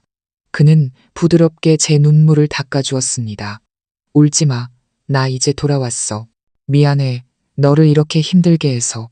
그 순간 저는 제 남편이 단지 깨어난 것이 아니라 그의 정신이 완전히 회복되었다는 것을 알았습니다. 운명의 충격은 그의 목숨을 빼앗아 가지 않았을 뿐만 아니라 그에게 성숙한 남자의 명민함과 지혜를 돌려주었습니다. 그때 문가에 서 있던 태식과 미나는 지후가 깨어나 완전히 정상인 것을 보고는 핏기 하나 없는 얼굴이 되었습니다. 그들은 슬그머니 자리를 뜨려 했습니다. 잠깐만요. 지후의 목소리가 울려 퍼졌습니다. 크지는 않았지만 두 사람을 그 자리에 멈춰 세우기에 충분했습니다. 윤태식 씨, 미나 씨, 어딜 가시려고요? 아직 이야기가 끝나지 않았는데요. 지훈은 그들을 향해 차가운 시선을 던지며 말했습니다. 그는 천천히 침대 머리에 기대어 앉았습니다. 비록 약했지만 그의 기품은 완전히 달라져 있었습니다. 위엄있고 침착하며 압도적이었습니다. 윤태식 씨, 방금 제 아내가 당신을 유혹했다고 했죠? 지우가 평온한 목소리로 물었습니다. 태식은 더듬거렸습니다. 저는 병원 복도에는 CCTV가 있습니다. 확인해보면 흑백이 가려지겠죠. 지훈은 말을 이었습니다. 하지만 그럴 필요도 없습니다. 그때 저는 제 귀로 당신이 제 아내를 모욕하는 말을 똑똑히 들었고 제 눈으로 당신이 그녀를 폭행하는 것을 똑똑히 보았으니까요. 남자라는 사람이 힘없는 여자를 모함하고 죄를 뒤집어 씌우다니 스스로 비겁하다고 생각하지 않으십니까? 지후의 말 한마디 한마디가 태식의 전곡을 찔렀습니다. 그는 고개를 푹 숙이고 아무 말도 하지 못했습니다. 그리고 지후는 미나를 돌아보았습니다. 그녀는 두려움에 떨고 있었습니다. 그리고 미나 씨, 저는 우리 사이의 과거를 기억하지 못합니다. 하지만 한 가지는 압니다. 서연이는 지금 제 아내이고 제가 사랑하고 지키고 싶은 유일한 여자입니다. 그녀는 제 아이를 임신하고 있습니다. 그녀의 자리는 그 누구도 대신할 수 없습니다. 그는 미나를 연민과 단호함이 섞인 눈으로 보며 말을 멈췄습니다. 만약 당신이 제게 정말 조금이라도 감정이 남아있다면 우리를 축복해 주십시오. 하지만 다른 목적을 위해 이곳에 온 것이라면 앞으로는 우리가 다시 만날 필요는 없을 것 같습니다. 지후의 말은 단호하고 예의 바르면서도 지독하게 잔인했습니다. 그것은 미나와 태식남매의 가식적인 얼굴을 벗겨냈고 동시에 저에 대한 사랑과 저의 위치를 가장 강력하게 확인시켜 주었습니다. 밖에 서 있던 임 사장네 가족도 모든 것을 들었습니다. 그들은 창피함에 얼굴을 들지 못하고 조용히 두 자녀를 끌고 병원을 떠났습니다. 그들이 떠난 후에야 방은 다시 조용해졌습니다. 지후는 저를 돌아보았고 그의 눈빛은 다시 부드러워졌습니다. 그는 저를 품에 안고 꽉 껴안았습니다. 미안해. 전부 내 잘못이야. 앞으로는 다시는 누구도 널 괴롭히게 두지 않을게. 저는 그의 가슴에 얼굴을 묻고 흐느껴 울었습니다. 하지만 이것은 행복과 해방의 눈물이었습니다. 악몽은 마침내 끝났습니다. 제 바보 남편은 사라졌고 그 자리에는 똑똑하고 날카로우며 저를 무한히 사랑하는 강지우가 있었습니다. 우리 앞에 새로운 미래가 펼쳐지고 있었습니다. 그 사건 이후 지후는 경과를 지켜보기 위해 한동안 더 병원에 머물러야 했습니다. 하지만 저와 가족들의 보살핌 그리고 완전히 회복된 정신력 덕분에 그는 매우 빠르게 회복했습니다. 그는 더 이상 말만 잘 듣는 바보가 아니라 성숙하고 침착하며 매우 섬세한 진짜 남자가 되었습니다. 그는 모든 관심과 보살핌을 제게 쏟았습니다. 제가 임신한 것을 알고는 아무 일도 못하게 했습니다. 물 한 잔 따르는 작은 일부터 임신에 대한 지식을 스스로 공부하고 제게 영양가 있는 음식을 직접 만들어 주었으며 매일 밤 다리가 붓지 않도록 참을성 있게 마사지를 해 주었습니다. 그의 보살핌은 이제 이전처럼 순진하지 않았고 깊은 이해와 사랑에서 비롯된 것이었습니다. 그의 추석은 비록 병원에서 맞이했지만 그 어느 때보다 단란하고 따뜻한 명절이었습니다. 소식을 들은 부모님께서도 시골에서 급히 올라오셨습니다. 시어머니께서는 그들을 매우 따뜻하게 맞이하셨고 두 집안 사이에는 더 이상 어떤 거리감도 없었습니다. 그날 밤 우리 대가족은 지후의 병실에 모였습니다. 병실은 작고 예쁜 등불로 장식되었습니다. 모두 함께 시어머니와 둘째 고모님께서 직접 만드신 송편을 먹고 차를 마시며 즐겁게 이야기했습니다. 부모님께서는 이제 완전히 달라진 사위를 보며 기뻐하시면서도 조금은 믿기지 않는 듯한 표정이셨습니다. 지후는 처부모님께 매우 예의 발랐습니다. 그는 계속해서 두 분께 송편을 드리고 차를 따라 드리며 어머니의 병세에 대해 여쭈었습니다. 장인어른, 장모님, 걱정 마세요. 제가 퇴원하면 장모님을 서울에 있는 가장 좋은 병원으로 모셔서 다시 한번 종합검사를 받으시도록 하겠습니다. 지우가 제 부모님께 말했습니다. 아버지는 감동받아 그의 손을 잡으셨습니다. 강서방, 자네에게 어떻게 고맙다고 해야 할지 모르겠네. 자네 같은 사위를 얻은 것이 정말 우리 집안의 복일세. 그 후 모두가 우리 부부에게 단둘만의 시간을 남겨주었습니다. 지후는 저를 부축해 둥글고 밝은 달이 보이는 발코니로 나갔습니다. 그는 얇은 외투를 제 어깨에 걸쳐 주었습니다. 춥지 않아? 저는 고개를 저으며 그의 어깨에 기댔습니다. 우리는 말없이 함께 달을 보았지만 우리의 심장은 같은 박자로 뛰고 있었습니다. 잠시 후 그가 조용히 입을 열었습니다. 서연아, 고마워. 뭐가요? 제가 물었습니다. 내 인생이 가장 어두웠던 시절에 내 곁에 와줘서 고마워. 너의 부드러움과 인내심으로 나 같은 바보를 돌봐줘서 고마워. 나를 믿어줘서 고맙고 우리 아이를 이 세상에 데려와줘서 고마워. 그는 저를 돌아 품에 안고 제 이마에 가볍게 입을 맞추었습니다. 내가 바보였을 때의 기억은 없지만 그 바보가 너에게 가졌던 감정은 진짜였다는 걸 알아. 그리고 지금의 강지훈은 그보다 수백, 수천 배는 더 너를 사랑해. 나를 믿어줘. 남은 평생을 너에게 헌신하고 너와 우리 아이에게 행복을 가져다 줄게. 그의 진심 어린 고백을 들으며 제 마음은 행복으로 가득 찼습니다. 저는 팔을 뻗어 그를 꽉 껴안았습니다. 믿어요. 당신과 함께 이 인생 끝까지 갈게요. 둥근 가을 달빛 아래 우리는 달콤한 입맞춤을 나누었습니다. 모든 폭풍은 지나갔고 오직 사랑과 신뢰 그리고 우리 앞에 펼쳐질 행복한 미래에 대한 약속만이 남아 있었습니다. 올해 추석은 우리에게 정말로 온전한 가족의 재회를 의미했습니다. 4개월 후 지우는 완전히 회복하여 가업을 이어받았습니다. 그는 천부적인 재능을 보이며 모든 일을 깔끔하게 처리하여 시아버지의 큰 만족과 자랑이 되었습니다. 제 배도 눈에 띄게 불러왔습니다. 저는 온 가족의 보물이 되었습니다. 모두가 저를 조심스럽게 돌보았지만 가장 저를 꼼꼼하게 챙기면서도 가장 귀찮게 하는 사람은 바로 지후였습니다. 지능을 회복한 후 지후는 훨씬 더 능글맞아진 것 같았습니다. 그는 아내와 가까이 있기 위해 온갖 핑계를 댔습니다. 아내, 나 일하고 와서 너무 피곤해. 에너지 충전하게 한 번만 안아줘. 아내, 책에서 그러는데 태아한테 말을 걸어주면 아이가 똑똑해진대.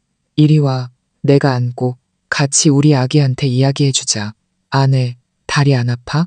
이리 와, 내가 마사지 해줄게. 아, 그런데 하는 김에 잠깐만 안고 있을게. 그럴 때마다 저는 웃기면서도 행복했습니다. 옛날에 제 바보 남편은 사라졌고 그 자리에는 뻔뻔하고 애교 많지만 너무나 사랑스러운 남편이 있었습니다. 우리 사이의 감정은 더 이상 단순한 보살핌이 아니라 연인 사이의 낭만과 뜨거운 사랑이 더해졌습니다. 그는 자주 제게 작은 놀라움을 선사했습니다. 때로는 꽃다발, 때로는 제가 좋아하는 선물. 그는 제게 제대로 된 결혼식과 부부 생활을 보상해주고 싶다고 말했습니다. 우리 삶은 웃음과 행복으로 가득 찼습니다. 지후는 아내를 사랑하는 남편, 아이를 기다리는 아빠일 뿐만 아니라 지극히 효심 깊은 사위였습니다. 그는 자주 저를 데리고 시골에 계신 부모님을 찾아뵙고 두 분께 온갖 보약을 사드리고 집을 더 멋지게 수리해드렸습니다. 어느 날 저녁 부부가 함께 영화를 보고 있는데 뱃속의 아이가 갑자기 세게 발길질을 했습니다. 지우는 황급히 제 배에 귀를 대고 놀라움과 기쁨에 가득 찬 표정을 지었습니다. 와, 아빠를 찾어. 우리 아기 엄청 건강하네. 그는 제 배에 귀를 댄 채 아이에게 속삭였습니다. 아빠의 아가야, 뱃속에서 잘 지내고 있니? 착하게 있어야 해. 엄마 힘들게 하면 안 돼. 아빠랑 엄마가 네가 태어나길 기다리고 있단다. 그의 다정하고 사랑스러운 모습을 보며 저는 제가 세상에서 가장 행복한 여자라고 느꼈습니다. 저는 한때 바보 남편에게 시집가야 했을 때 제 인생이 어둠 속에 잠길 것이라고 생각했습니다. 하지만 운명은 제게 미소 지어 주었습니다. 그 바보는 가장 순수한 마음으로 저를 사랑해 주었고 그리고 기적이 일어나 제게 완벽한 남편을 돌려주었습니다. 우리 이야기에는 어쩌면 너무 극적인 사건이나 폭풍은 없을지도 모릅니다.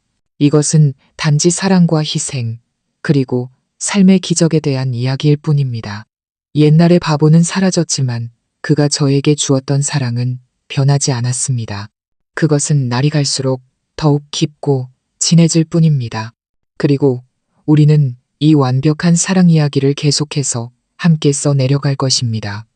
온 가족의 축복 속에서 첫 아이를 맞이하며 희망으로 가득 찬 새로운 삶을 시작하면서요.